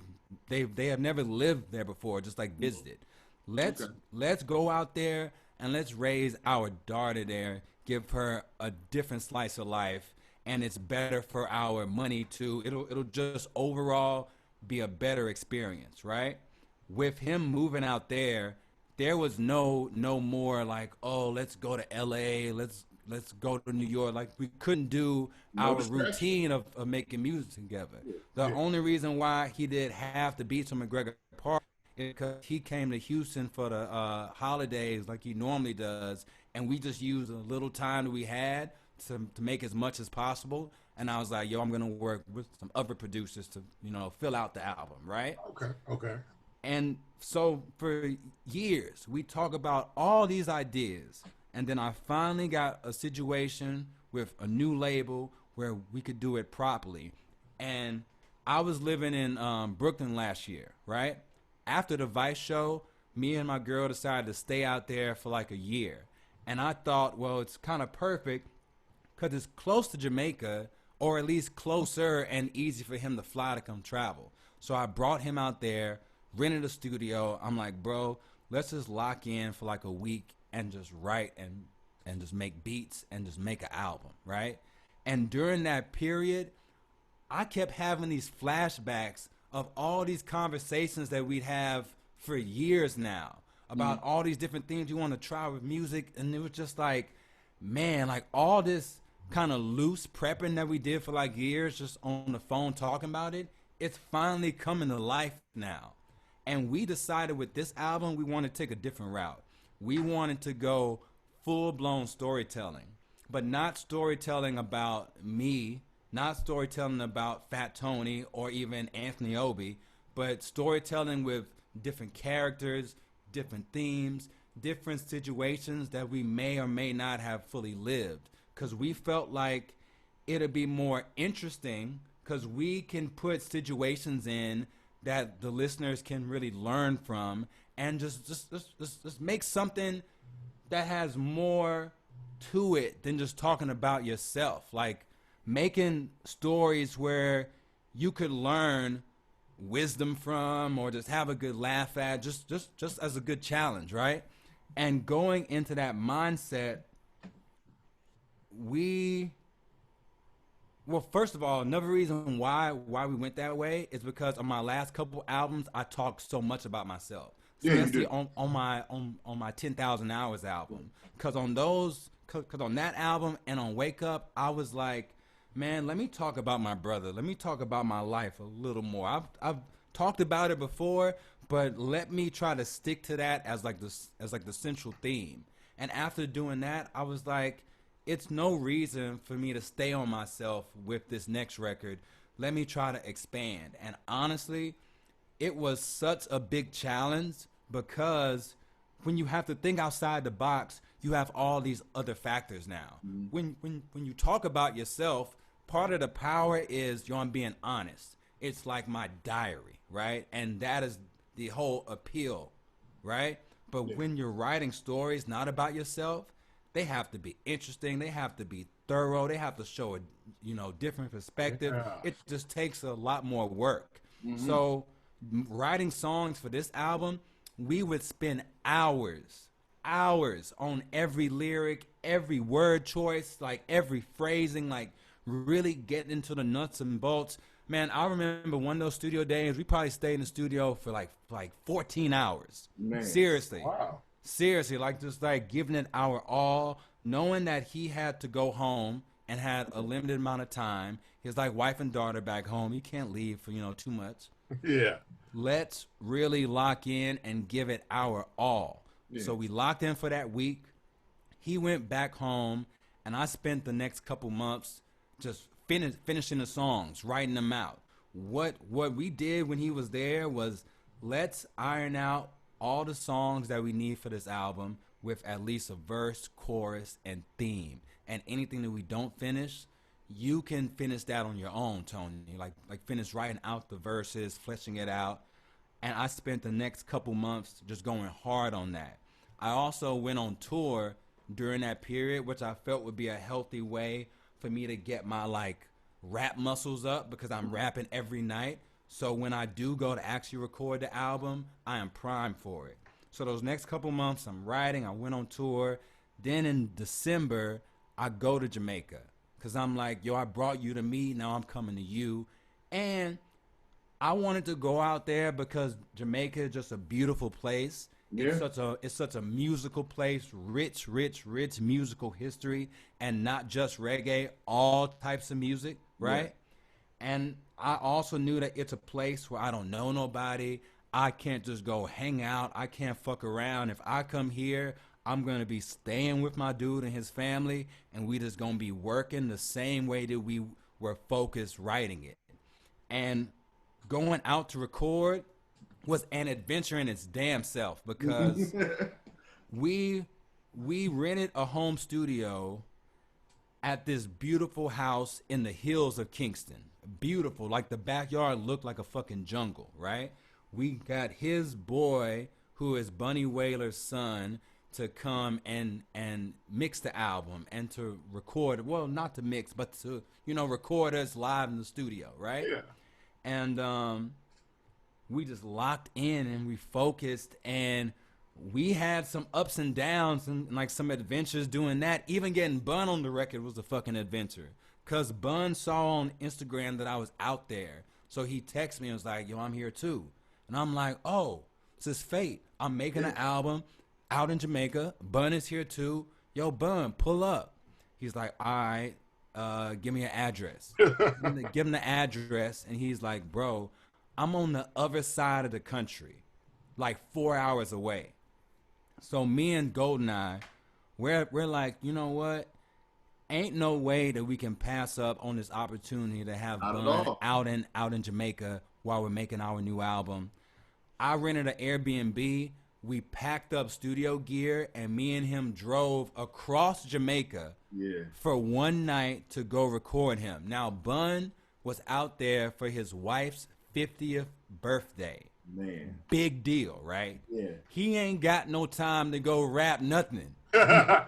He's like texting me the whole day, like, yo, we about to do this. Maybe I can cut out for a little bit. Oh, it's not gonna work. Oh, maybe I'll come this time. Oh, it's not gonna work. And then finally he's like, yo, she's taking a nap.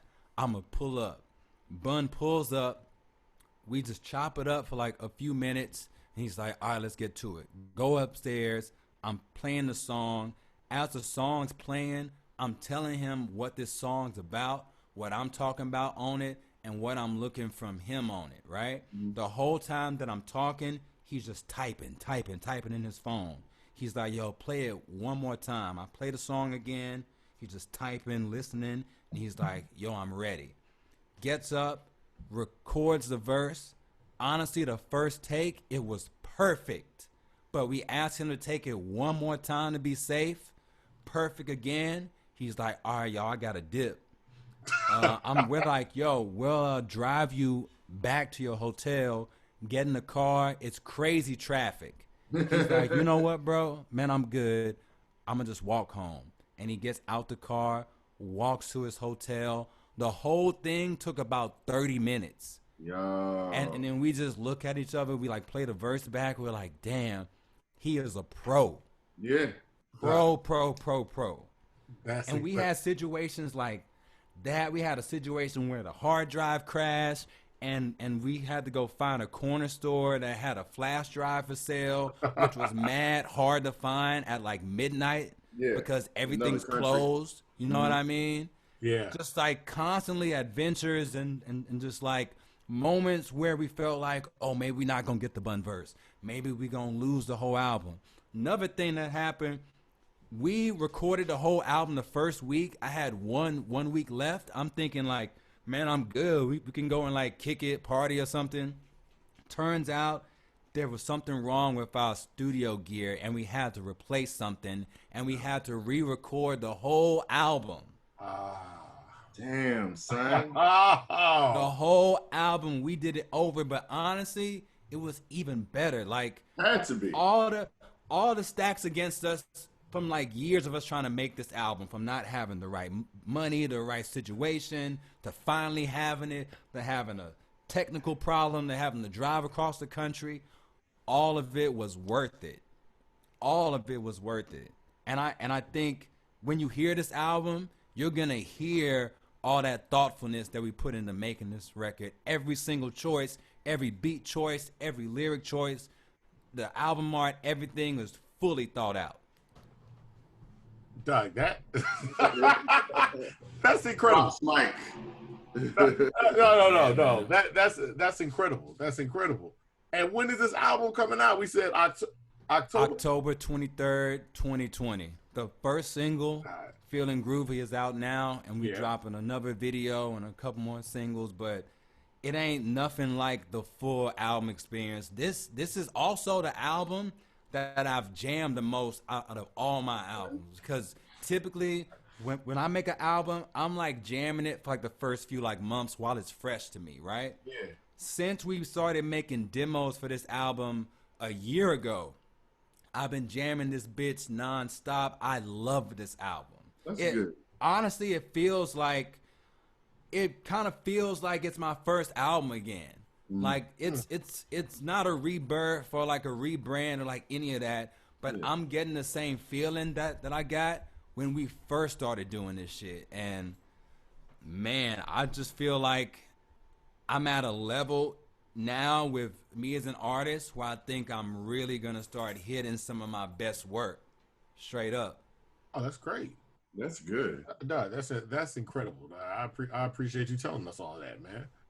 Like, no, that's just incredible. So, what are, you know what? Honestly, you said so much right now. I forgot my question. Oh, I fucking love talking about this album. Ask me anything.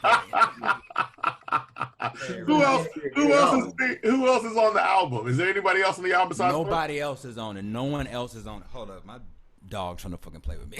Oh, okay. Harry, chill, man, chill. You and Bun B. Yes. Yo, so my album, right? Perry, hold on, give me a second. All right. Perry, I need you to relax. I am doing it. Listeners, he's a dog lover, so he's got to handle his dog, Perry, man. You know what it's like. Wait. Hey, no, they keep talking about how dogs are gonna have like like once we go back for real, like out of quarantine, dogs are gonna lose their mind because they've got used to. Yo, he can't handle it when I leave the house. Yeah. And my girl gone too, so it's just us. He's like, bro, somebody play with me, please. But man, ain't no more features on this album. Honestly, going into it, I was like, I want this to be my first album with no features. Yeah. Okay. Just my voice and no like auto-tune, like anything. I wanted to be just my raw voice, right? But then when Bun said that he was there, I'm like, man, I gotta get Bun. Can't pass up a Bun. I can't pass that up, bro. Absolutely. Just to stand on some BS principle, fuck that. And honestly, he made the song even better. I thought the song was done. We added a verse for him. You feel me? Yeah. I mean, if you got the opportunity to have Bun B, you do. You just do it. You drive 4 hours across Jamaica. Here's how bad I don't know Jamaica. I didn't know you had to drive 4 hours to get across Jamaica. You were like all the way across the country. I was like, okay, so I'm gonna get you a little Uber and take a little 30 minutes. It's like, nah, it's 4 hours. Buddy, we took a day trip. Yeah. We had to take a motherfucking day trip. And it's like driving to Dallas. Yes, exactly. Yeah. Exactly. Across the country. It was like driving to Dallas to go record a verse and then go home. Yeah. Like that's across the country in Jamaica and Houston. That's to Dallas. Yeah, man. You said you're out in Arizona right now, right? Yeah. So what took you out to Arizona and why Arizona? This is the first time that I've moved somewhere that had nothing to do with my music or my business or anything. My girl's going to law school here. She is from out here. We just wanted to come settle out here while she's doing her school thing. You know what I mean? Which is crazy that I moved and it's not for me to do some like music shit. That has never happened before. Even from the first moment that I went to Atlanta to go work with GoldenEye, that was music. My whole life traveling, meeting people has always been centered with me as a musician or me as an artist or an entertainer or any of that shit trying to grow. Yeah. That was always the motivation for me to go to anywhere. I didn't go to Los Angeles because I thought it was like fly. That's not the only reason. Not for the women Yes. Yeah. I knew that music is out there, labels are out there, artists out there. Like I try to go somewhere to grow my shit. You know what I mean? Yeah. And it's kind of nice to not do that for once. But one thing that I do feel here, that I think is making an impact on that is it's such a slower pace than I'm used to, and a smaller city than I'm used to, that I feel like I'm in this other zone where I'm just working at home. Yeah. Because before it was always about the link up, going to my homeboy studio, linking with this guy, linking with this guy. Plus it's quarantine too. So now it's just really like, man, I'm focused. I got my good ass mic. I'm in here. Now, what's it like now working? I mean, when we talk about you went to South by Southwest pretty much 12 years in a row. Uh, you do a lot of touring, you do a lot of festival work, you do a lot of DJing, and that comes across in your music. Now, what's it like to have to sit still in the quarantine and just create? And do you feel like it's helping? Do you feel like it's hurting? Do you just feel like it's different? What about this quarantine affects your music? I think that it's whack, first and foremost. First and foremost, I know going into quarantine, a lot of people were like, oh, we'll just have more time to focus and learn a new skill and make songs. I have not been feeling super inspired being in quarantine to write and to make stuff. You know what I mean? Yeah. I feel lucky that we finished our album before COVID hit us. Okay. So we've been spending this whole time planning the rollout, getting the art right, mixing the album, making videos. Luckily, the work was already made, and we just had to build off it. I feel like if I was trying to make an album during this time, it would have been impossible, because the way me and Goldeneye work, and the way I like to work with anybody, is I like the face-to-face. It don't feel right to me sending the emails back and forth and stuff. Like, man, I'll do it because that's all we got, but it's not, I don't think that's how I get my best work out there. You feel me? Okay. I think it's always better when we face to face and we can talk about what I'm writing, how I'm going to say it. I can watch you make the beat. I can chime in. You know what I mean? It's that whole process. And honestly, my favorite part about being a musician is being a performer. So it's crazy for me to not be playing shows all the time. Bro, I had to, well, not had to, but I did a live stream concert, right? And I packed my gig bag up, and I got like an endorphin rush. I was like, wow, I can't believe I'm packing this up. I'm putting my mics in here, my like DJ mixer. Wow, I haven't felt this. And so it was like taking drugs or something. Seriously, it was crazy. And I don't know, I was thinking about this earlier. I kind of feel like in many ways, we are kind of starting over. Yeah. With like a lot of our artistry, and especially performing. You know, now I'm seeing some outdoor shows popping up and stuff. I feel like we got to go back to where I was like 10 years ago, playing, you know, DIY shows, playing in parks, playing in houses when that's safe, basements when that's safe, you know, kind of like starting from like the ground roots again of just you and I interacting with, you know, me on the mic. And I think that we're going to lose a lot of money because we're not going to be getting paid the way that we were before, and probably not getting paid that way for a couple years at least, right?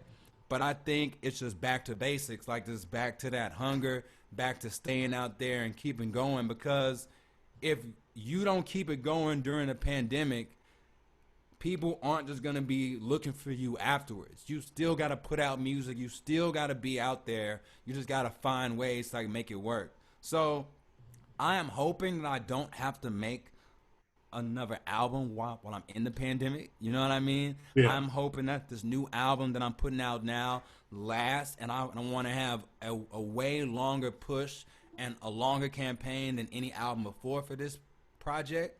And I'm gonna just sit my bitch ass down and just do, you know, shit like this. Get on the podcast, get on the live streams. You know what I mean? Well, yeah, man. No. That's what most people have to do now. Because you do see a lot of artists where it's like you really have to break down, like grassroots, really reaching out. Because everybody's got to get real creative about how they get their music out now. Like, actually, everybody's got to get creative about how they get anything out. Like, I told people, I did an article for, what is that? Christopher Nolan's Tenet, you know, that just came out. And you know, it is what it is. It's just, it's hard to judge it as a movie. You know, people, we've gotten so used to judging stuff by sales, and now it's like, Yeah. yeah, you know, nobody's outside, right? So Yeah. It's Yeah. out the now it's just window. like, did you like it or did you Yeah. not? And I really feel like we're getting to a point now where it's going to be a different level of critical eye on a lot of this art and entertainment, and that's you got to just keep on putting it out. Keep putting Yeah. it out. Have Keep to. pushing. That is why I kind of feel lucky in one sense. You know, I mean, there has been no luck this year at all. It's been nothing but tons of suffering, death. Yeah. You know, but I do feel lucky in a sense that this album that is so deep and so thorough and just really rewards people who listen over and over and can pick up on all the little things in it. I feel good that it's coming out now when people have a little more free time, less fucking distractions. They can really get in tune with a piece of art.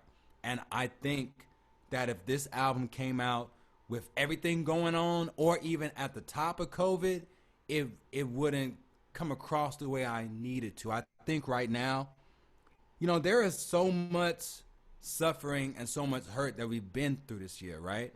And tucked into this album is a deep sense of gratitude, being thankful for your life, for what you have, for who you are, not comparing yourselves to others.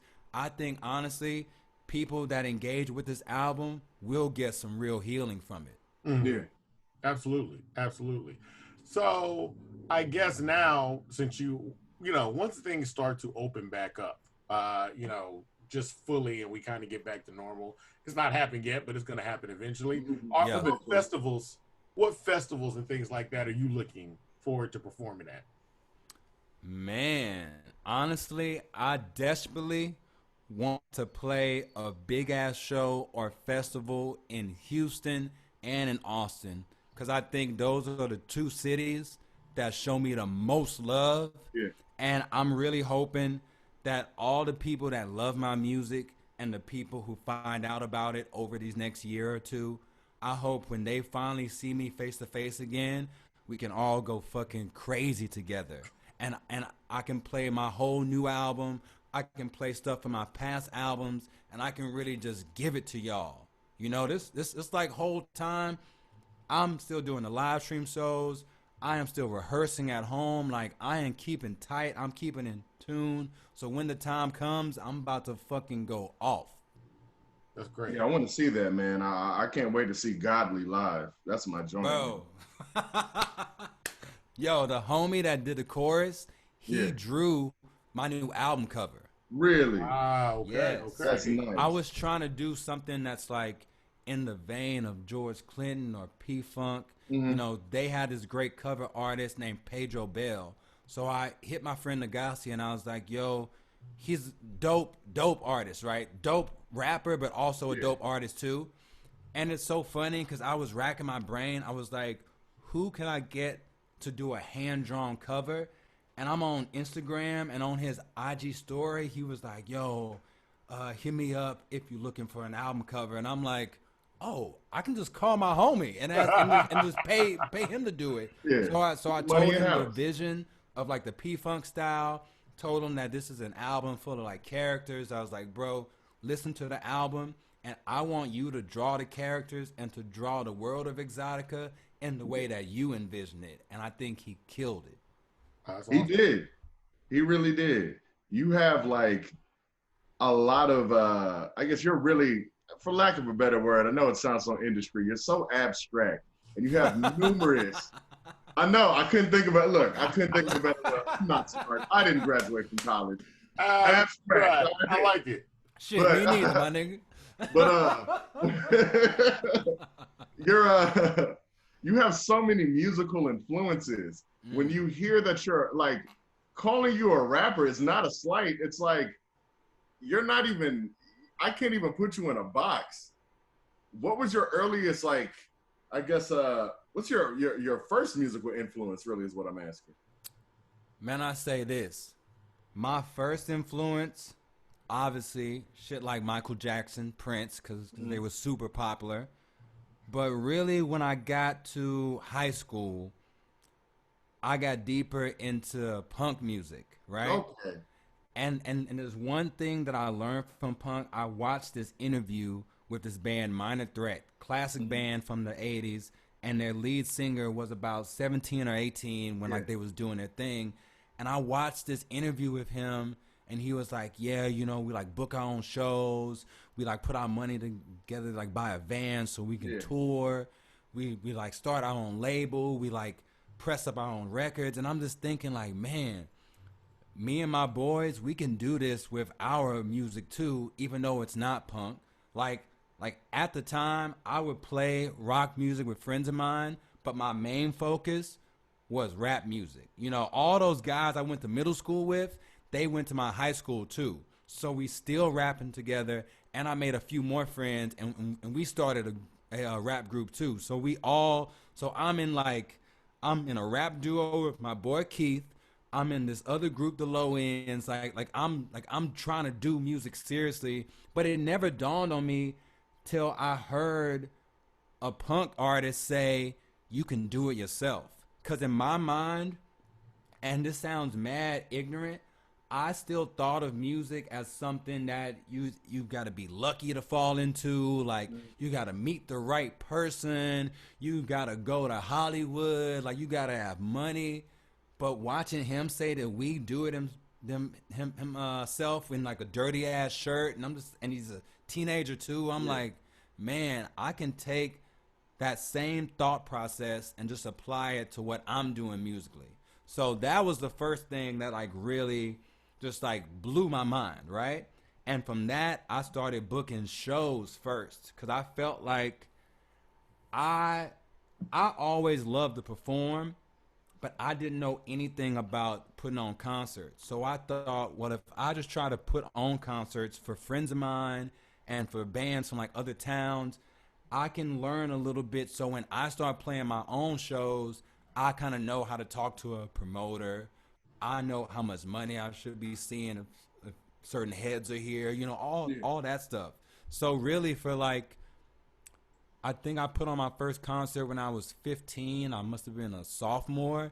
Mhm. So really, my sophomore year, junior year, I put on local shows for just friends of mine and also friends of friends. Like I Yeah. started meeting people because I was the kid who knew how to call the one venue and actually set up a show, get a flyer together, you know, advertise it, and I would advertise Hand-drawn it flyers, by man. by just yeah, I Yeah. was doing the hand drawn shit straight up, Yeah. and I can't draw. I would also print out images of like Simpsons characters or just Yeah. whatever I thought would like You fit, had to and I market would them. cut them out. I would you know paste them down, and I got my high school directory, and I would mail flyers to people that I thought liked the kind of music that was going to be at the concert. And my concerts Ah, were like rappers, punk bands, ska punk Yeah. bands, reggae bands. It was like a wide mix. And I also made a point to put different types of artists on the bill. One, because these like bands went to different schools. Mhm. So if this band played, people from like Lamar are gonna come, PVA people come, Bel Air people come. It just casts a wider net. You know what I mean? yeah, that's The dope. second thing, sorry, I'm like going long. No, go No, in, no, brother. no, Go second go, in. go, go, talk, Go talk. in. Second thing that really blew my mind was Prince, cause I liked Prince growing up, but I thought of him as like a pop star. I didn't know a whole lot about him, but I Mhm. had this high school teacher, Mr. Garner. He was a black dude, loved music, referenced music all the time, would talk about Prince and Ice T and freaking UGK Yeah. and just all this music during like class. And I remember I stepped to him once. I was like, "Yo, so I really listened to a couple Prince albums and I really liked it." And he was like, "Bro, come to my class early tomorrow." I went to his class. He burned me 9 Prince albums, and Oh, me and him would just talk about how like great of an artist he was, yeah. how like serious Prince was about music, about being a Yes. great songwriter, and also Performer. how thorough Prince was about his like business. And that made me think like, damn, I also love being involved with like the business and putting on shows, knowing what the, knowing all that side of it too. And to see him as a person who had a wide range of influences too, and was also a black man like me, I was like, yo, with coupled with this punk side and his influence from like Prince, I'm about to go even harder at my rap music shit. No, that's dope. And you definitely did. I remember. I think I saw you. What was it? Years ago at. It was either called Helios or Avant Garden, whichever one they called it at the time. It was you. Man, I played both. I played both of them hoes. Of course, I've seen you numerous times. This is when D-Rail was rapping heavy. That's my man. Like, I got my first Blue Moon at that concert. Oh, so, the beer. Yeah. Also, you know what? That's another thing. When I started playing like shows, that's when I learned about the different beers. I didn't know that there was multiple beers like that out there. I thought it was like Bud Light. You know what I mean? Yeah. I'm like, but I seen you. I seen you a few times. So I can honestly say you've been out here doing shows like every week. Yeah. Where did you get that like knowledge to be like, you know what? I'm gonna just be out here performing all the time. I felt like I had seen it modeled before too. You know what I mean? Like, I would say Prince is a big example of it because I always heard about him having these long ass rehearsals, having concerts, and then having after shows where he would play for hours. Like he would play a 3-hour concert, play a 2-hour after party. You know what I mean? And it just kind of dawned on me like, man, I'm just starting out too. I'm not stupid. I know I'm not really totally good yet. I'm just hungry and I'm fiery, but I'm not good yet. But the more work I put into it, the more hours, the better I'll get. And I had no reason to turn down any type of show because I'm just starting out, so I'm not playing for like money. Like I didn't care if I had to pay to play the show or if it's an open mic or whatever. I'm like, I need to be out here. It's only gonna benefit me to put some more hours into it. You know what I mean? And I was never shy about it. And friends of mine weren't really like that. Like nobody was at the time. Yeah, friends of mine were like not feeling that. You built a lot of the underground touring scene because it was you. I remember specifically you and your partners. I'd see you later on, Ill Fated. I was like, yo, you be with Jose, my homeboy Chris, also known as Chief. Like, I was like, yo, y'all was really doing y'all thing.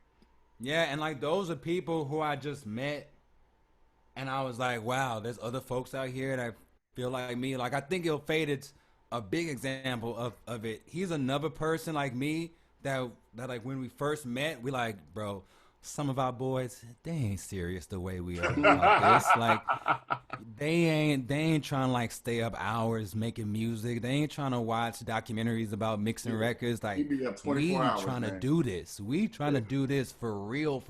Yeah. And I'm just lucky that I met people like that who just took it seriously. And man, if it wasn't for music, I wouldn't have met these people. Because I didn't go to school with Ill Fated. Golden Eyes from a whole different like city. You know, D-Rails was older than me. Like all these people, we only met because we out at a show or we met online and we like, yo, I'm a serious music nigga. You a serious music nigga. Let's hang out. Speaking of, not to derail this, pun intended. Speaking of derail, I'll tell a lot of people that was Drake before Drake. Like yes, D-Rail looked just like Drake. He was really doing it for all the mulatto niggas out there, man. I was like seeing y'all battle. Yo, y'all was I've been a fan for a while. Y'all was always doing y'all thing, man. You know what though, battling was never my cup of tea. I only did it because that was a thing to do at the time. Okay. But I always saw myself as more of a songwriter. Yeah. I was more interested in like writing songs about stuff than just rapping about being the best rapper and like roasting someone. Okay. You know what I mean? But I would go to those events and I would watch the battles on like YouTube and shit just to kind of learn. But after doing a couple of them, I was like, this ain't really for me, because I did one and I just kind of like choked. I had nothing to really like say, and I was just like, this isn't giving me the same feeling I get when I go out to perform the songs that I've been working on, or even the same feeling of doing a freestyle at an open mic where it's loose. Like this, Yeah. I'm an Aries, so I'm down to compete, but I'd rather compete song for song than like a battle rap. Yeah. Like I will come out and be like, I got a better album than you. You know what I mean? Plus, battle rapping can get real aggressive. Like the battle rap, I used to watch it before when I was in college, and now when I watch it, I was like, wow, y'all did like serious research. Like, how did you know? Like, how did you know that his grandmother died of cancer? I know. Like, I was like, and why would you say it here? Like, I was just like, oh no, y'all trying to fight. Like, I was like, y'all yeah. yeah. You were talking earlier about like booking shows, and throughout the interview you talked about the different styles of music and things like that you've listened to. Tell us how this plays into this this new podcast that you're working with, the True Conversation.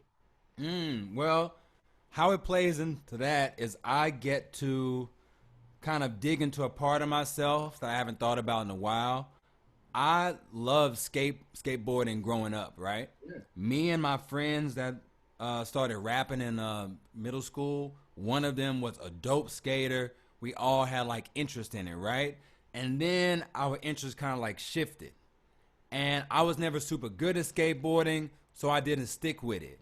But years down the line, I started to work with Volcom, and me and them have a great relationship. And then the uprisings happened after the George Floyd murder, right? Mm-hmm. And Volcom steps to me and they're like, yo, we want to, first and foremost, we want to change some things about our company. We want to make our company more diverse. We want to make a statement about standing in solidarity, and we want to make some content around it. And I was very skeptical because I felt like a lot of companies at the time were just trying to cash in on this trend, right?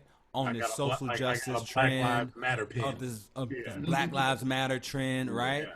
And they were really gung-ho about making a podcast and making some content and then rolling it out soon.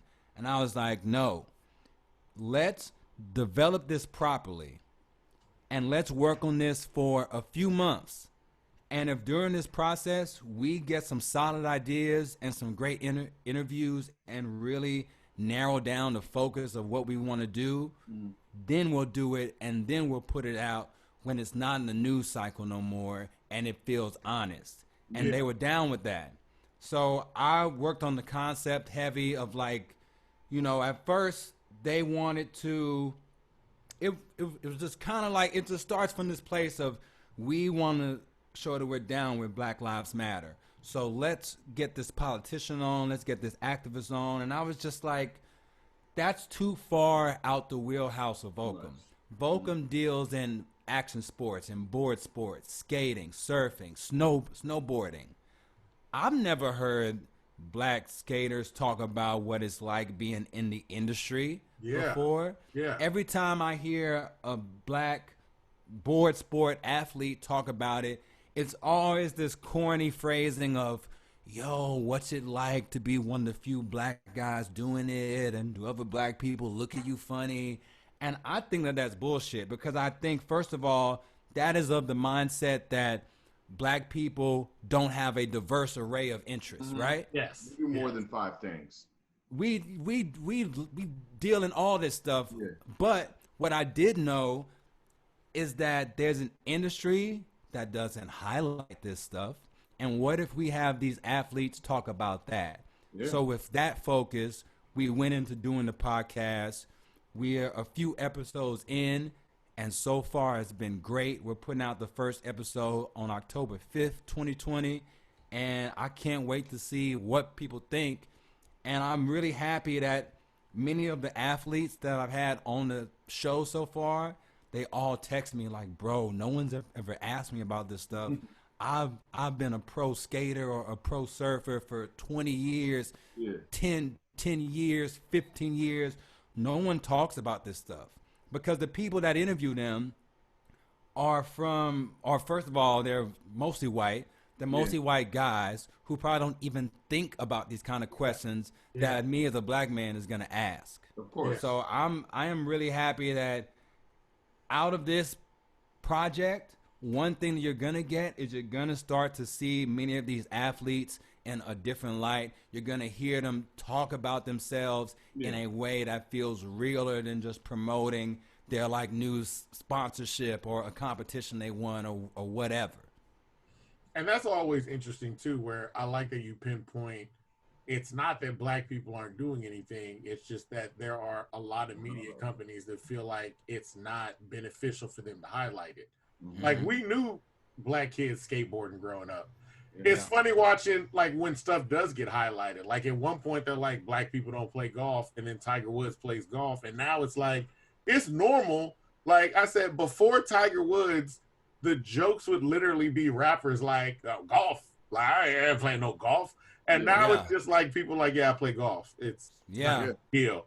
So it's one of those things where it's like whether it's true or not, media can build up a perception that people will just take on and be like, nah, we don't do that because I've never seen us do that.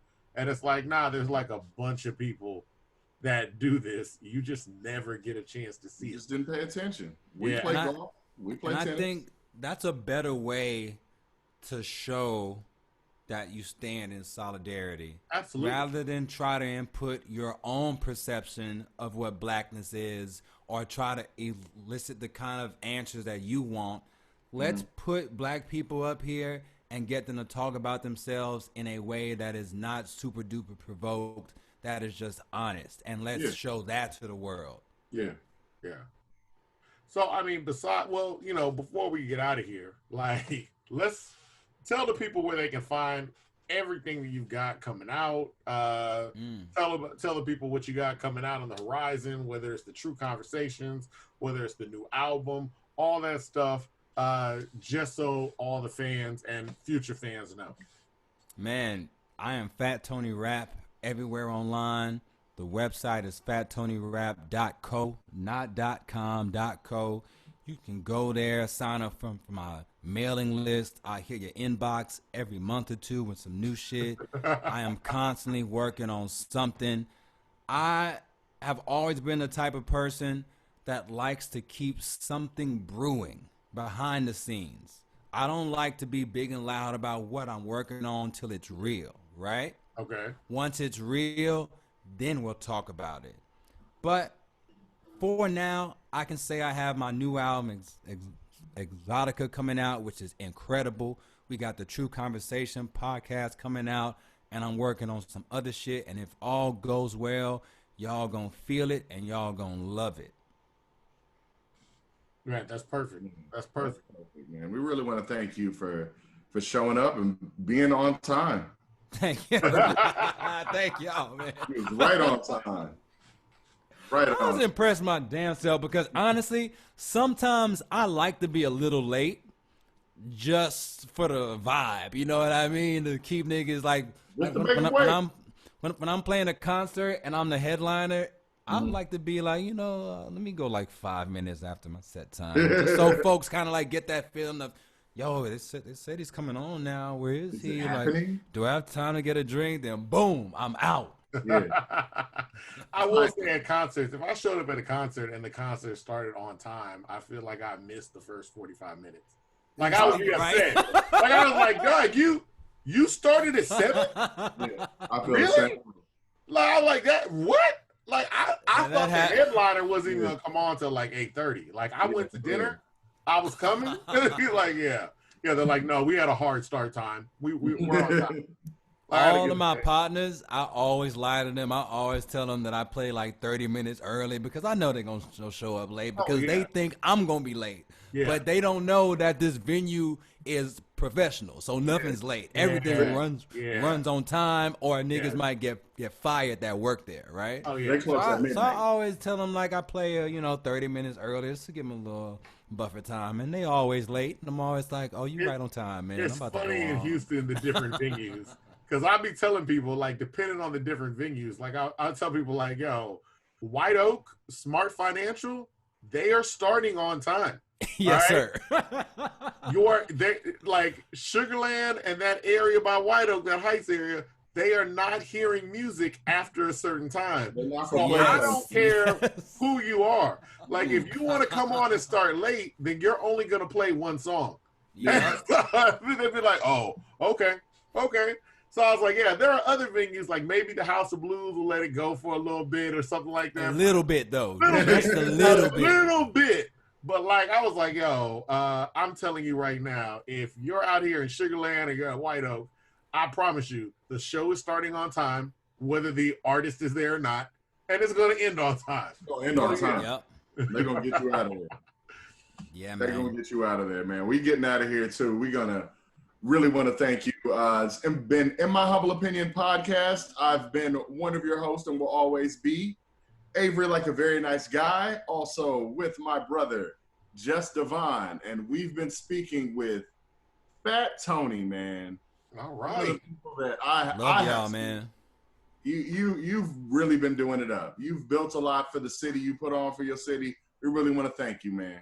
Thank you, man. And I'm gonna keep on coming with it. Like, I'm in this for life, and I decided that from a very early age, I'm gonna keep creating. That's what you're supposed to do. Be like Fat Tony. If you really want to do something, you just got to do it. That's it. In my humble opinion, like, support, comment, and retort, man. We're also on, what is this? YouTube. We're on YouTube.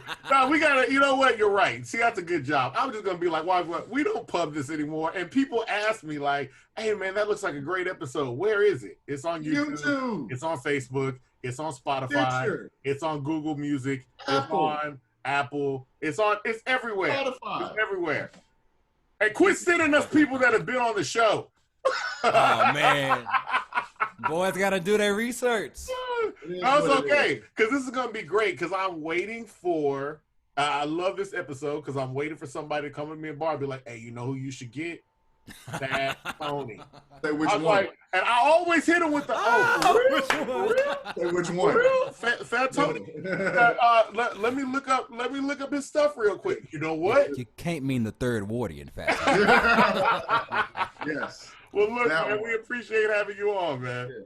Much love, y'all. Peace. All Thanks right, a lot, man. All right.